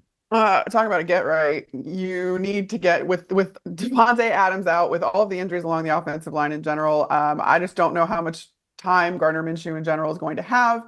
I think you need to lean on your offensive backfield a lot. Again, whether that's just straight up on the ground with Zamir White, or if you're trying to get him out into space and some of those quick passes and stuff to mitigate the pressure that's inevitably going to come. The only issue is the Raiders are dead last in run block grade. Second highest defeated percentage also on PFF. So it doesn't look good. But I do think that it's going to matter a lot for the Raiders to get anything going offensively if they can get their running backs involved, if they can get the ground game involved in particular, again, because you're without your main offensive weapon that has been carrying this team. And you probably will be, if I had to guess, going forward, given the fact that, there's a hamstring injury now that's popped up. But I also don't know that we're really ever going to see Devontae Adams in a Raiders uniform again. It does not feel like that's going to be the case. We'll see if any team can match the price, but I have got to believe that some contender out there is going to want to match the price to get Devontae Adams on the team. The New York Jets being the very obvious one there that we could talk about in a little bit. But the plus factor for this one, I feel a lot better about the Broncos going into this game. So it feels like it's sort of maybe their game to lose is a little too confident in the Broncos, but essentially it's my plus factor is any non-Courtland Sutton wide receiver for the Broncos. Because if you can, I already feel better about the Broncos than I do about the Raiders right now. If you can give me anything outside of Courtland Sutton, then it's like, okay, now I think I have a lot more faith in even what this offense is able to do. Because right now it feels like it is just run through Sutton, especially in the passing game. Sutton's got a 24.3 threat percentage, which if you've listened to the show before, it's basically what the percentage is of times that you are targeted for the routes that you are running. So 24.3%, that's pretty dang high. No other wide receiver has a wide receiver threat percentage above 15%. And last week, through all the rain, Sutton was all the way up to a 34.6% threat percentage. So it's like, we got to get somebody else here in this. And Bo Nix is learning. I think that he is trying to get that chemistry down with some of these other receivers. Very clearly, he trusts Sutton the most of this group, but it's got to be more than just him. For as good as Courtland Sutton can be, and as much as the Broncos are now 2-2 coming off of 2 straight wins, I feel good about them in this game. I'd feel better about them if there was more diversity in their passing attack. So somebody else other than Courtland Sutton, please step up for this team. And I think that the Broncos can surprisingly make it 3 in a row. Cardinals at the 49ers is the next matchup that we're going to talk about here. Your matchup that matters in this divisional matchup. Carmen, what do you got? I have Jordan Mason versus the Cardinals front seven. And I think it's specifically because of one stat on either side. All right, let's hear it. Okay, so the Cardinals rank overall 18th in run defense grade, right? Okay. They have 22 missed tackles, which is tied for 5th most in the league. Do you want to know who leads the league in forced missed tackles on runs? I'm gonna guess it's Jordan Mason because it's Jordan Mason. Jordan Mason. He's forced 21 missed tackles on runs. So he has forced almost as many missed tackles as the Cardinals defense has as a whole against the run. I foresee that being an issue for Arizona and for what, San Francisco is going to try to do. Again, Kyle Shanahan is the master at multiple running back sets. He throws out, the diverse run scheme that San Francisco runs. It's so much fun to watch, and it evolves and it changes. And I think we were all obviously very concerned that this team didn't have Christian McCaffrey anymore. But Jordan Mason has stepped in, and even now that teams are kind of more aware of him, they have more tape on him, he's still effective. And I think it's particularly because he's just elusive and he's a pesky little running back that just was going to force you to miss tackles. So I'm concerned for this Arizona run defense against Jordan Mason in particular, but against Jordan Mason in a Kyle Shanahan system, I suppose.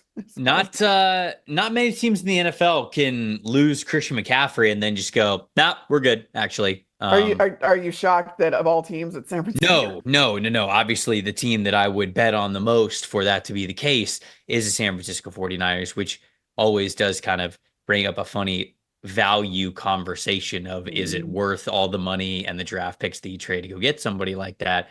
Not trying to say that Christian McCaffrey doesn't have value. He absolutely does. It's just funny when you look at it, for as well as Jordan Mason's playing. And I think that I'll sort of expand that because I also think that's the matchup that matters. I think the 49ers will have the ability to control the game the way that they want to with their run game versus the Cardinals defensive line because it just has not been good enough. Cardinals run defense this year, 59.9 grade. It's 18th in the NFL, but last week they were even worse than that, 57.3. When you look at the 49ers run blocking, 82.9 run blocking grade this season. That's the second best run blocking grade in the NFL. So even though it's not like a dire weakness for Arizona, they are kind of right around the middle of the pack with that. It's not like they're the Cowboys or the Bengals or those teams that are much lower in like dire need of much better run defense.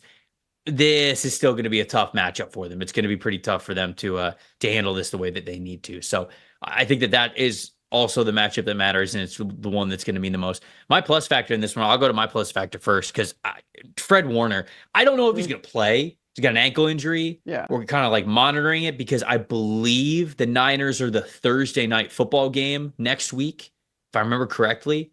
So Warner, I don't believe practiced in the early parts of the week, but that actually makes sense beyond just his injury because you're probably like, hey, let's give him some rest anyways if we're going to play 2 games in 5 days.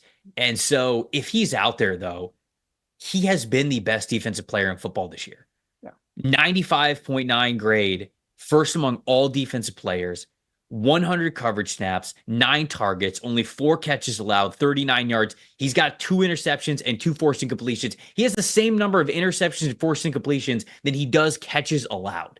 His presence is so impactful, whether he makes a play on the ball or not. He is just one of the most valuable linebackers that we have seen over the last decade. And he is somehow, some way, after a brilliant career, playing the best ball that he has played yet. And so if he is out there, he is always the plus factor because he completely changes the math and how you have to look at the 49ers defense. Amongst some other defensive stars that are on that side of the ball, he is shining the brightest right now. So Fred Warner is the plus factor to me. What's the plus factor to you? Well, I initially wanted to, again, give Brock Purdy actually some props, given the fact that on throws 10 yards or more downfield, 37 completions, that's 11 more than any other player. By the way, like we have answered the question of is Brock Purdy actually a good quarterback or did he have all the talent around him? He is actually a good quarterback. But I do just because we haven't talked about it yet, I want to switch over to actually someone like Marvin Harrison Jr. because, again, doing some incredible things for the Cardinals. And if the Cardinals are going to have a chance in this game, it's going to be that Kyler Murray to Marvin Harrison Jr. connection. And especially against these 49ers cornerbacks. I mean, PFF grades through week 4, Isaac Yiadom, 68.6, Diamador Lenore, 66.3, Charvarius Ward, 58.8. There is an opportunity there to attack them with Marvin Harrison Jr. And that's, again, I just think that if you're really talking about plus factors, if you're really talking about what's going to make the difference for for either of these teams, it's going to be Kyler Murray getting the ball to Marvin Harrison Jr., which is like a duh thing. Right. He's tied for first in receiving touchdowns with Justin Jefferson. But that's how you're productive if you're the Arizona Cardinals.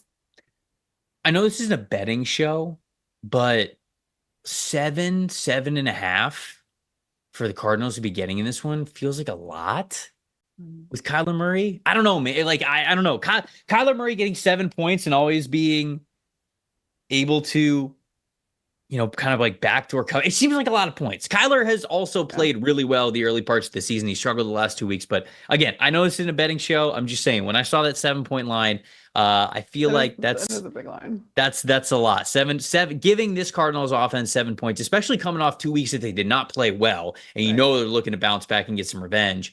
Divisional opponent, they know each other very well. Jonathan Gannon's going to be ready for it on the defensive side of the football, however much he can. We'll see, but I think 7's a lot in a divisional game. Just wanted to point that out. Packers Rams is the next game that I want to talk about here. Two very intriguing teams. Already quite the highs and lows for both of this group. Or both of the teams that are matching up here. They both gone through injuries. What do we think about this one? What is now the matchup that matters heading into Sunday, Carmen? Well, if you look outside of Matthew Stafford, I think this Rams, the strength of this Rams team, it actually lies on the defensive front. And we saw that against Chicago. They were able to do, I mean, they're one of the best as far as the stunts they run up front, the creativity they have with their line, the way that they move guys in and out. They're young this year, but Kobe Turner tied for third among interior DL in pressures. And Braden Fisk, I really liked him coming out, and he's been really quietly one of their better players along that defensive line. Yep. Jared Verse has 17 pressures, but I really think that that interior defensive line in particular for the Rams is really kind of outperforming expectations. I think everybody was just hesitant to give them any expectations given the fact that they lost Aaron Donald, but not that they've made up for it, because nobody can really make up for losing Aaron Donald. But they've certainly fared better than I think a lot of people thought. So going against this Green Bay offensive line, which has, figured out the right combination, it took them, a week or two in the beginning of the season to kind of make sure that to solidify the front five. On the outside, I think like if you're looking for kind of a weakness on this Green Bay offensive line, it's still Rasheed Walker, who is committing some penalties. He's had some back and forths, ups and downs rather, even as far as pass blocking and getting beat and allowing pressures and stuff like that. But Packers online does have a 72.8 PFF grade as a unit, so it's 11th overall.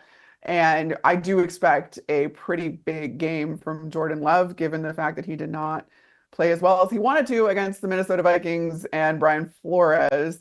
Jordan Love was just the latest victim of that defense and was, fighting to the bitter end. So I just feel like he was shaking off some rust after being out. And I really think that they're going to kind of unleash Jordan Love a little bit more, where they were kind of being a little bit hesitant and trying to still lean on that run game against the Vikings.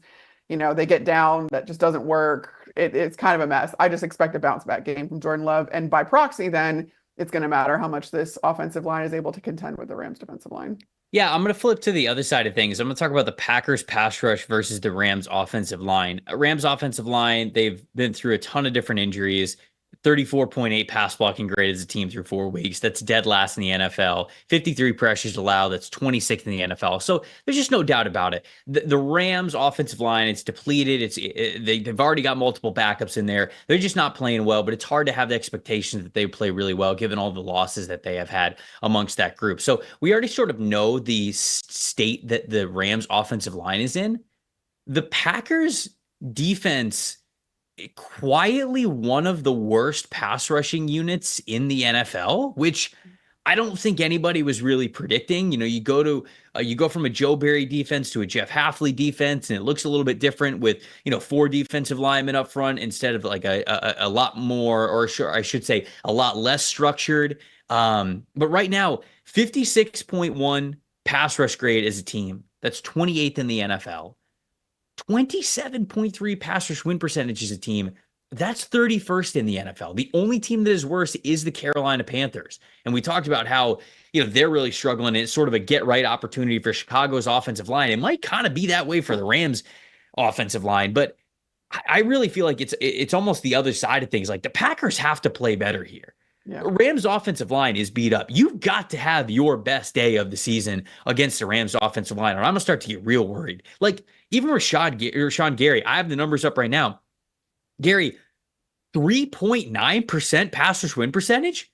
That's nuts. Yeah. That's terrible for Rashawn Gary's standards of things. This is somebody who's had pass rush win percentages near 20, I think even above 20 at different points throughout his NFL career. And so, yeah, last year was, now I just loaded up, 16.4%, 18.6%, 21% pass rush win percentage in each of the last 3 seasons. And now he's at a 3.9. And I think it's at Ollie Conley and I broke this down a little bit further when we were doing the In the Trenches episode earlier this week.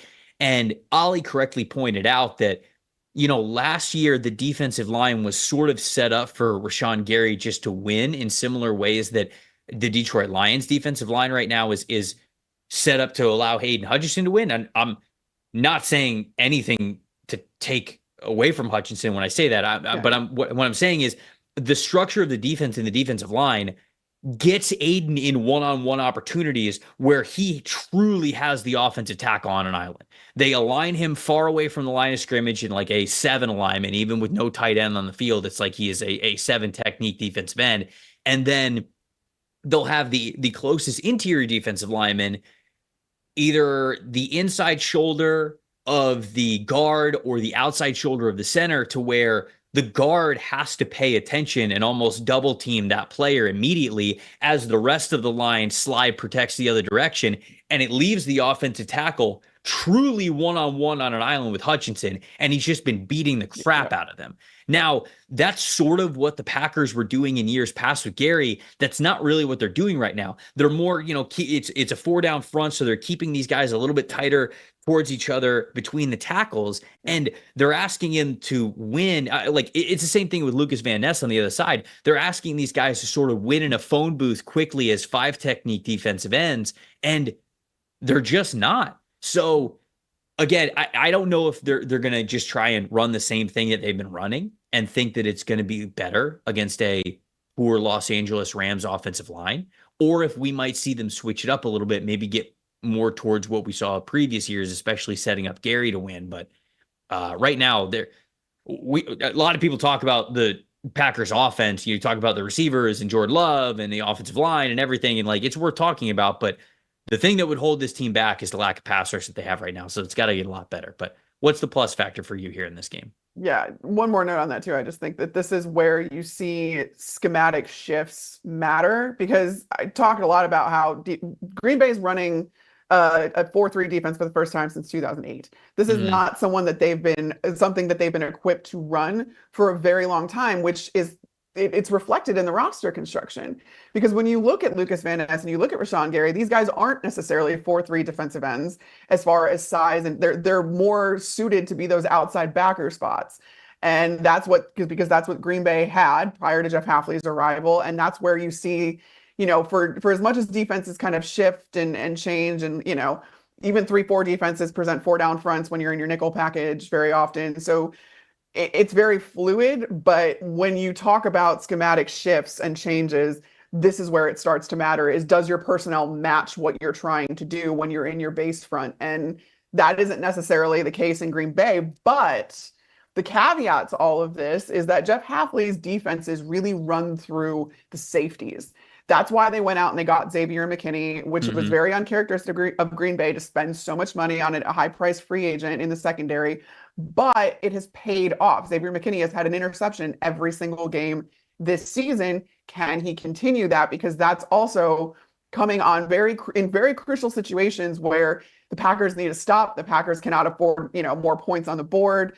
They're not great in the red zone, but they are getting turnovers.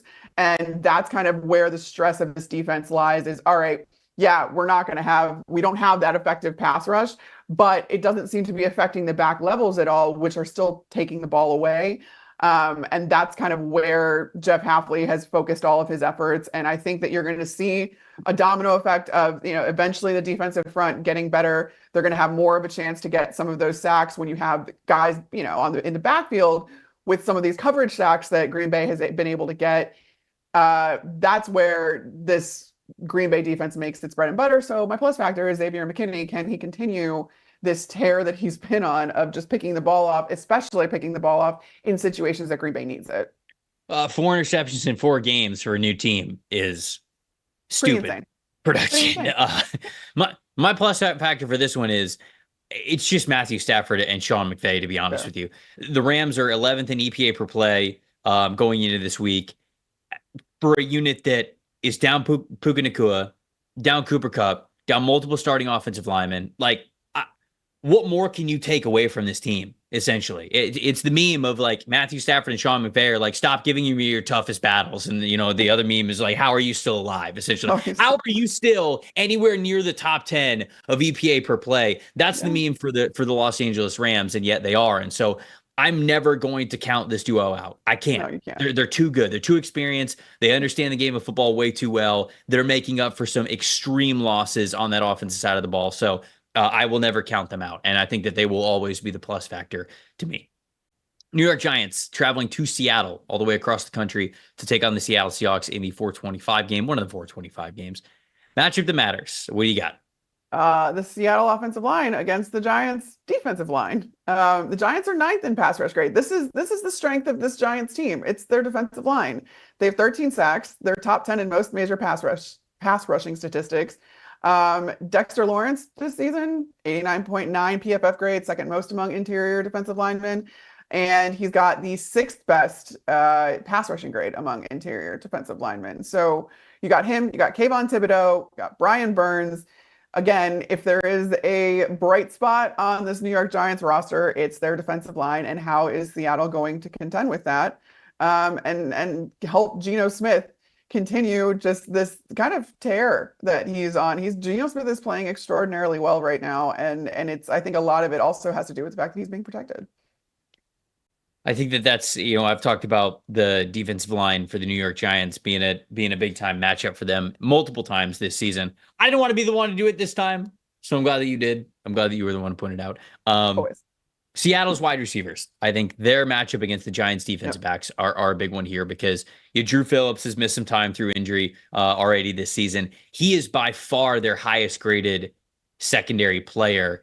And there's not another regular secondary member of the Giants coverage that's grading above a 67.0. And Tyler Nubin, I think, is that player who's like right around 67. And then most of the players are somewhere in the 50s. It just has not been good for this group. They've really struggled to cover, like I said, outside of rookie Drew Phillips when he has been playing in the slot. And it's been impressive when he's been out there, but they need him to get healthy. And this game against the Seahawks, it is that struggling secondary going up against some really good football players. Metcalf, 215 yards against single coverage. That's 3rd most in the NFL. Jackson Smith-Njigba, he has been on a tear as a true slot receiver. 29 targets in the slot, 1st in the NFL, 21 catches.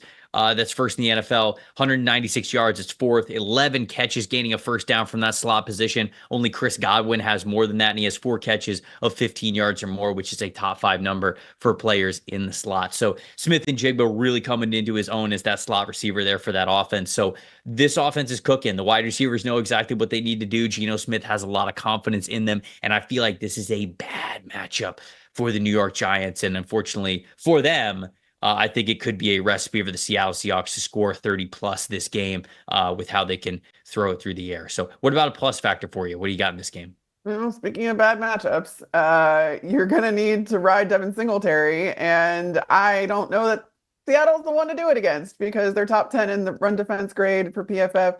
They're top 10 in total EPA per play versus the run, and forced 2 fumbles, which is tied for the league lead. So this is a really formidable run defense to go against. And Devin Singletary, I think, is the key to unlocking this New York Giants offense, if you could even say that, especially now that Malik Neighbors looks like he's not going to play. Brian Dable came out yesterday and said that he's still in the early stages of clearing concussion protocol. And when you played last Thursday and you're still in the early stages, that does not bode well for his availability this week.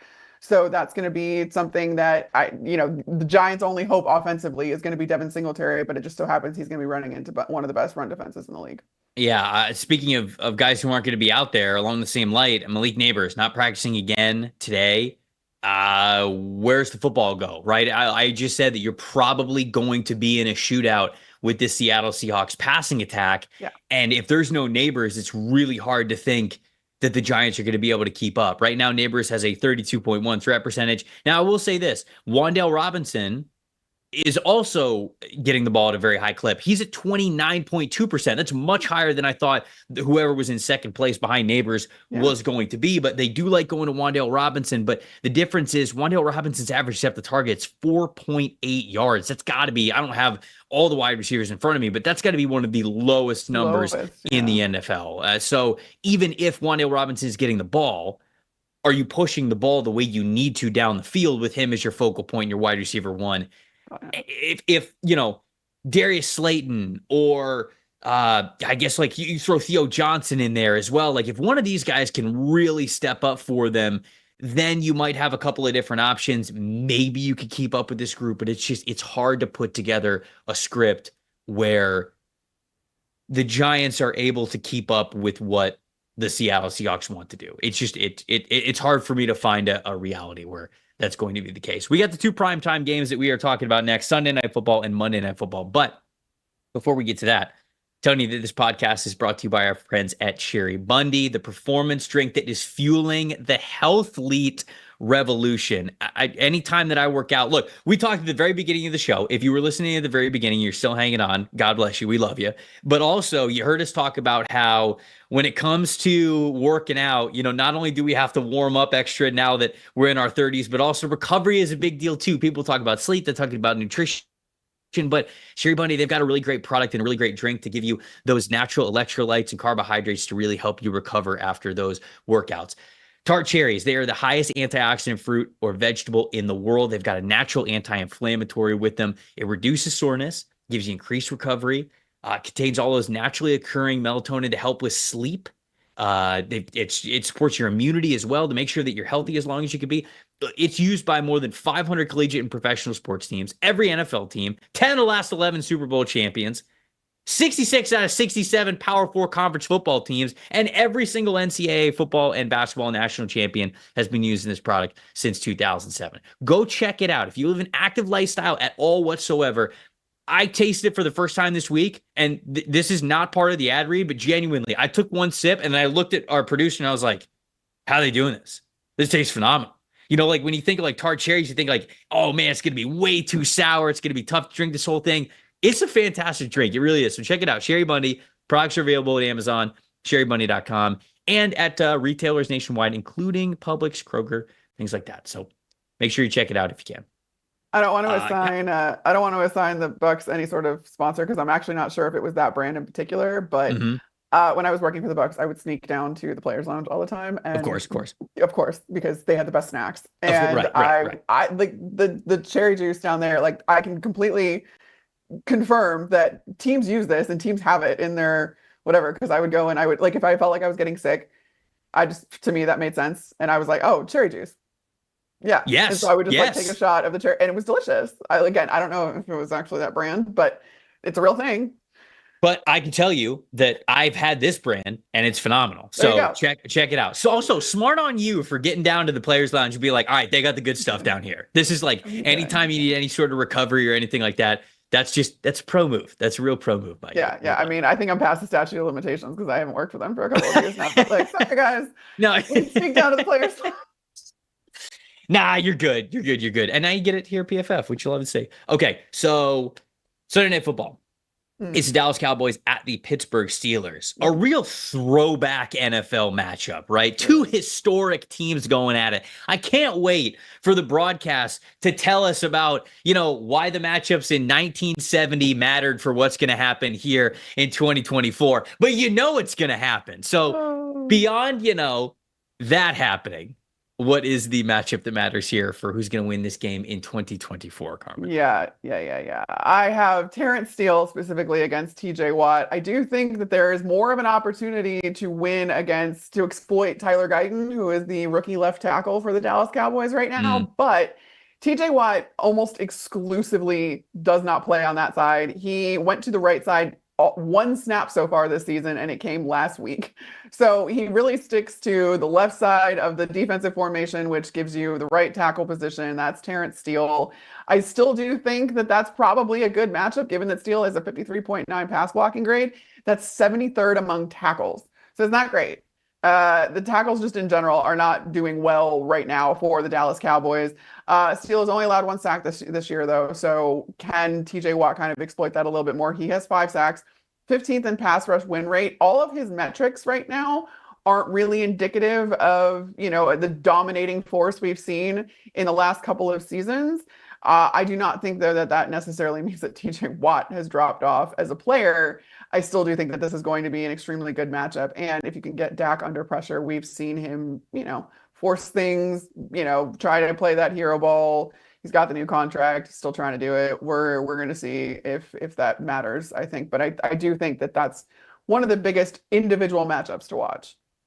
Speaking of statistics on the fly, our stats guy, David Solfaro, just messaged me and said, Cowboys-Steelers, only matchup to ever be in 3 Super Bowls. So, hey, you know what? If you're going to go back to 1970 or whatever it was. I was just going to say, when were those Super Bowls, Dave? You might as well be playing in those matchups. So at least, again, people who have been fans of these teams for a long time, there's probably a little added hatred to this one way or another, even though those matchups obviously don't mean anything for what's going to happen this Sunday night. That the fan bases probably have a little bit extra in this one. My matchup that matters here, George Pickens versus the Cowboys deep coverage. Pickens, on throws of 20 yards or more this season, 5 catches, first in the NFL, tied for first, 175 yards, which is the second most. He has got a great connection going right now with Justin Fields when it comes to the deep ball.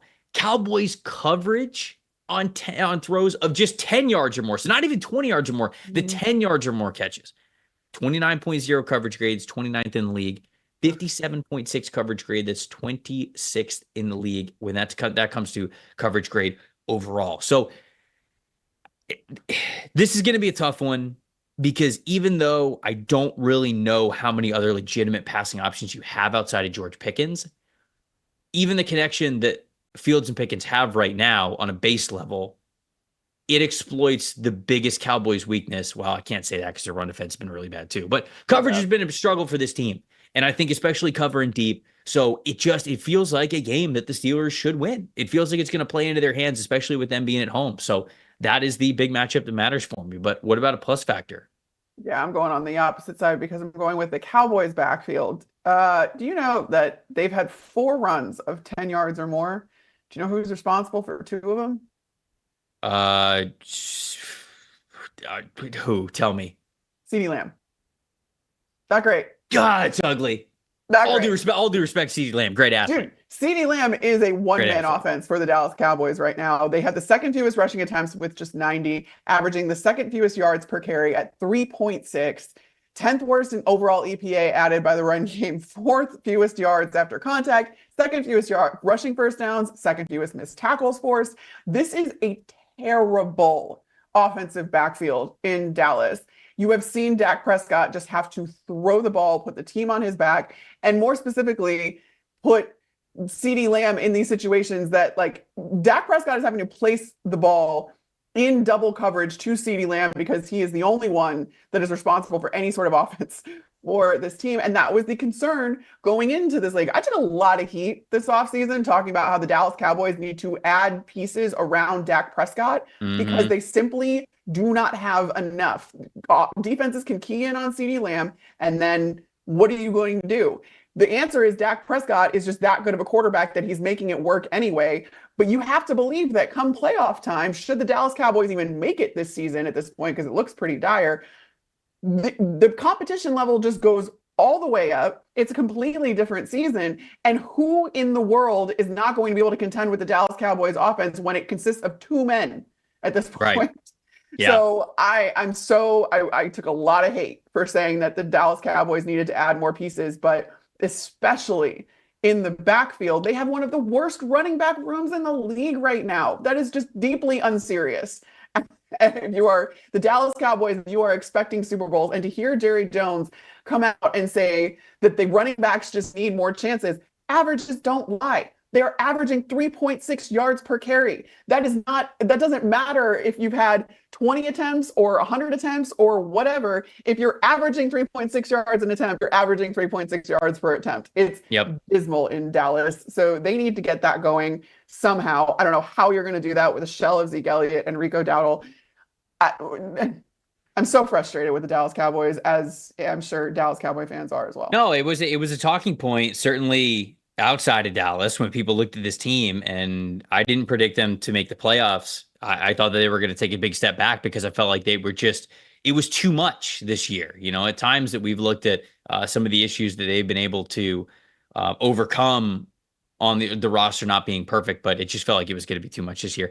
The plus factor for me is the reserve defensive line for the Dallas Cowboys, because Micah Parsons, it looks like he could miss this week. DeMarcus Lawrence is already on IR. Yep. The interior defensive lineman we've already talked about on the show in previous weeks, like, it's just not playing well. I'll give Mozzie Smith his credit, though. He played the best game of his career this past week, so I definitely want to shout him out there. But somebody's got to show up. Parsons and Lawrence, those are the two highest graded defensive linemen that they have on the team. Next highest graded is Marshawn Nealon, the rookie, with a 54.1. So it's going to be rough. Like, this defensive line already was not good, and now you're going up against a team that would love to, just impose their will with their offensive line in the ground game, especially when you factor in Justin Fields into that. And if they're going to be able to get consistent push, you better believe that's exactly what the Steelers are going to continue to do all night long. So the Cowboys defensive line has to play a great game. And then, kind of like I mentioned, when you are facing George Pickens, you've got to be able to cover deep as well. So I'm just really worried about the Cowboys defense in this game, especially with this one being in Pittsburgh and away from home. Last game is the Monday Night Football game. It's the New Orleans Saints taking on the Kansas City Chiefs. What is the matchup that matters here for this one, Carmen?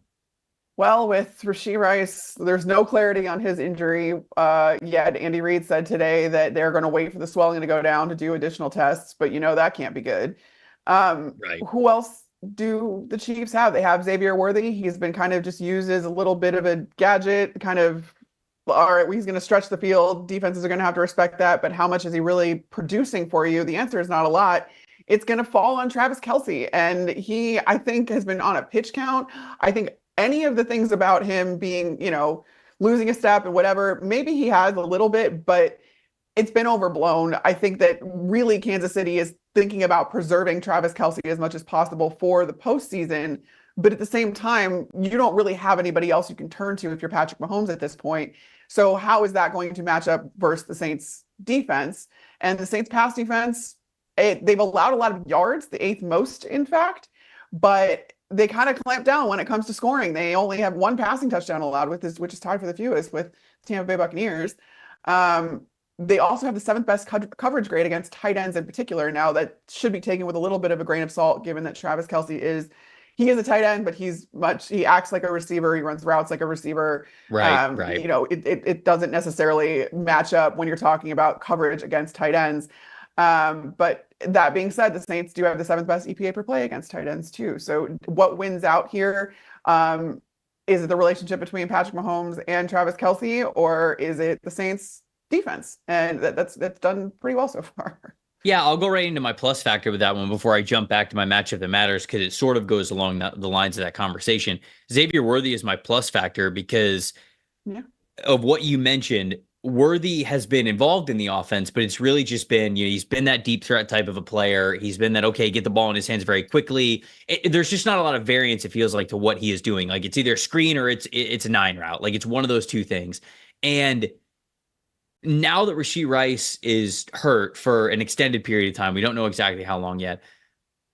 I think a lot of people are looking at Travis Kelce to be able to step up, but in my opinion, there was nothing holding Travis Kelce back from stepping up before this. I just think that Father Time's kind of catching up to him a little bit. And I don't think that he can't have a great game here and there. It's just, I don't think it's going to be the Travis Kelce even of what we saw last year. So Rice getting hurt to me doesn't necessarily change Travis Kelce's role, but it does change Xavier Worthy's role because theoretically, they can kind of start to give Xavier Worthy some of those Rashee Rice targets, which are the shorter targets that are designed to block up really well and get him yards after the catch with that great speed. Xavier Worthy, 12.0 average depth of target so far this year. Rashee Rice, 6.5. It's almost half of that. So these targets, how you are targeting these players is completely different. Who gets a lot of that work now? I think for what you wanted Rashee Rice to do in that role, have a lot of yards after catch, you would theoretically get the most out of that from Xavier Worthy because of how fast he is. So do they do they partially change up how they're using Xavier Worthy? And if they do, how effective can he be as the new Rashee Rice in this offense, if you will? We'll see. That's why I think that he's a plus factor there. My matchup that matters, though, I think Derek Carr versus the Chiefs defensive line is a big one because when you look at Derek Carr, he's been playing very well in this offense. He's been playing very confident. And an area that I really love how well he is playing is under pressure. 80.5 passing grade under pressure this year. That is the best passing grade under pressure that we have through the first 4 weeks of the season. Now, his offensive line is playing well. They're not giving up a ton of pressures, but when he has been pressured, he has been performing very, very well. The Chiefs defense, though, kind of a different animal. 73 pressures this year, 7th most in the NFL, and going up against Chris Jones, that's always a different story. Steve Spagnuolo is very diverse with how he's going to bring pressure to you. So sometimes it's not always even about pressure being recorded. It's where it's coming from. It's how it's coming at you. Not every pressure, in my opinion, is equal. Sometimes you have pressure where, all right, you're walking up to the line of scrimmage. Derek Carr sees some guys kind of creeping up. He understands what the structure of the back end looks like in coverage. And he says, okay, if my offensive line gets beat, if I'm going to get pressured, probably coming over here off the edge on the left side. And even if he's pressured, he might know that in his head ahead of time, and he might be able to roll out of it appropriately. Then all of a sudden, yeah, sure, he's getting pressured, but he's still confident as a passer at this point because nothing fooled him. The Chiefs and Steve Spagnuolo, the pressure could kind of come anywhere. And so there might be a lot of unforeseen pressures that he might face this week as opposed simulated to pressures. Would you say simulated pressure?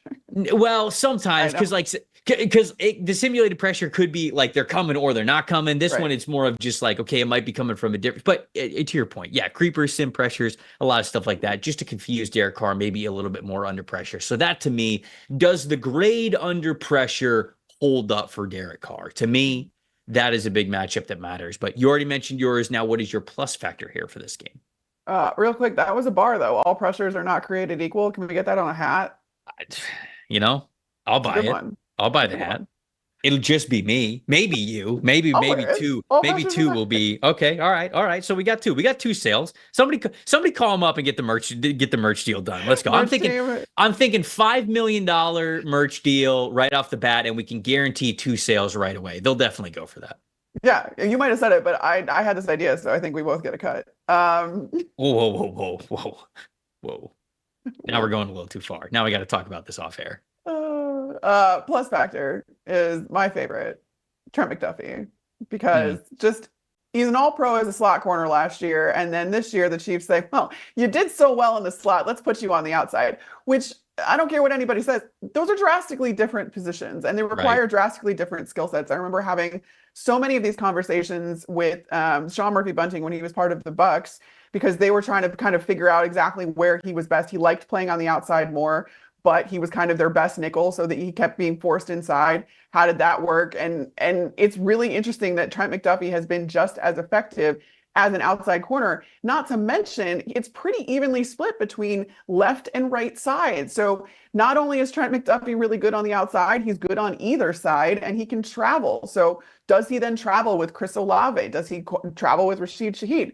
Who is he kind of matched up with, and what problems is that going to create for Derek Carr in particular when you have this really, really good corner that is now traveling and can be anywhere and do anything. And that really allows too for Trent McDuffie's vision and kind of his anticipation to come through.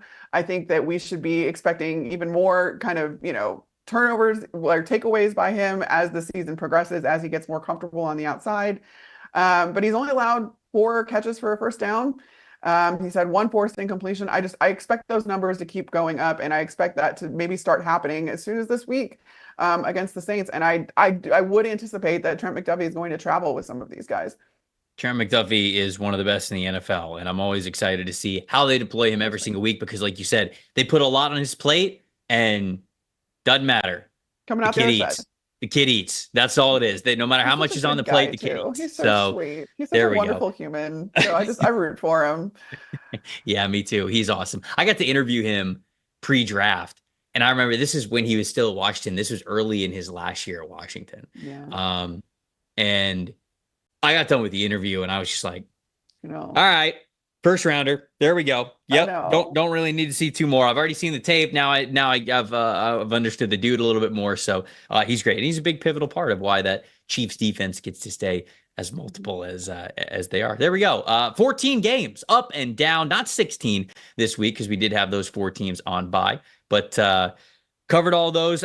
Obviously, let us know what you guys thought of our thoughts here on all of these games, whether it was your favorite team or maybe just a statistic that you heard. If you don't have a PFF Plus subscription, now would be a great time to go get one. All the stats that we talk about on the show, it is powered by PFF. You can you can go see all of those premium stats yourself by going to get a subscription, a PFF Plus subscription over at PFF.com. I'm Trevor Sikkema. That is Carmen Vitali. Thank you guys so much for watching and listening to the PFF NFL podcast and the preview show here for week 5. We will see you guys same time next week to preview week 6. See you guys then.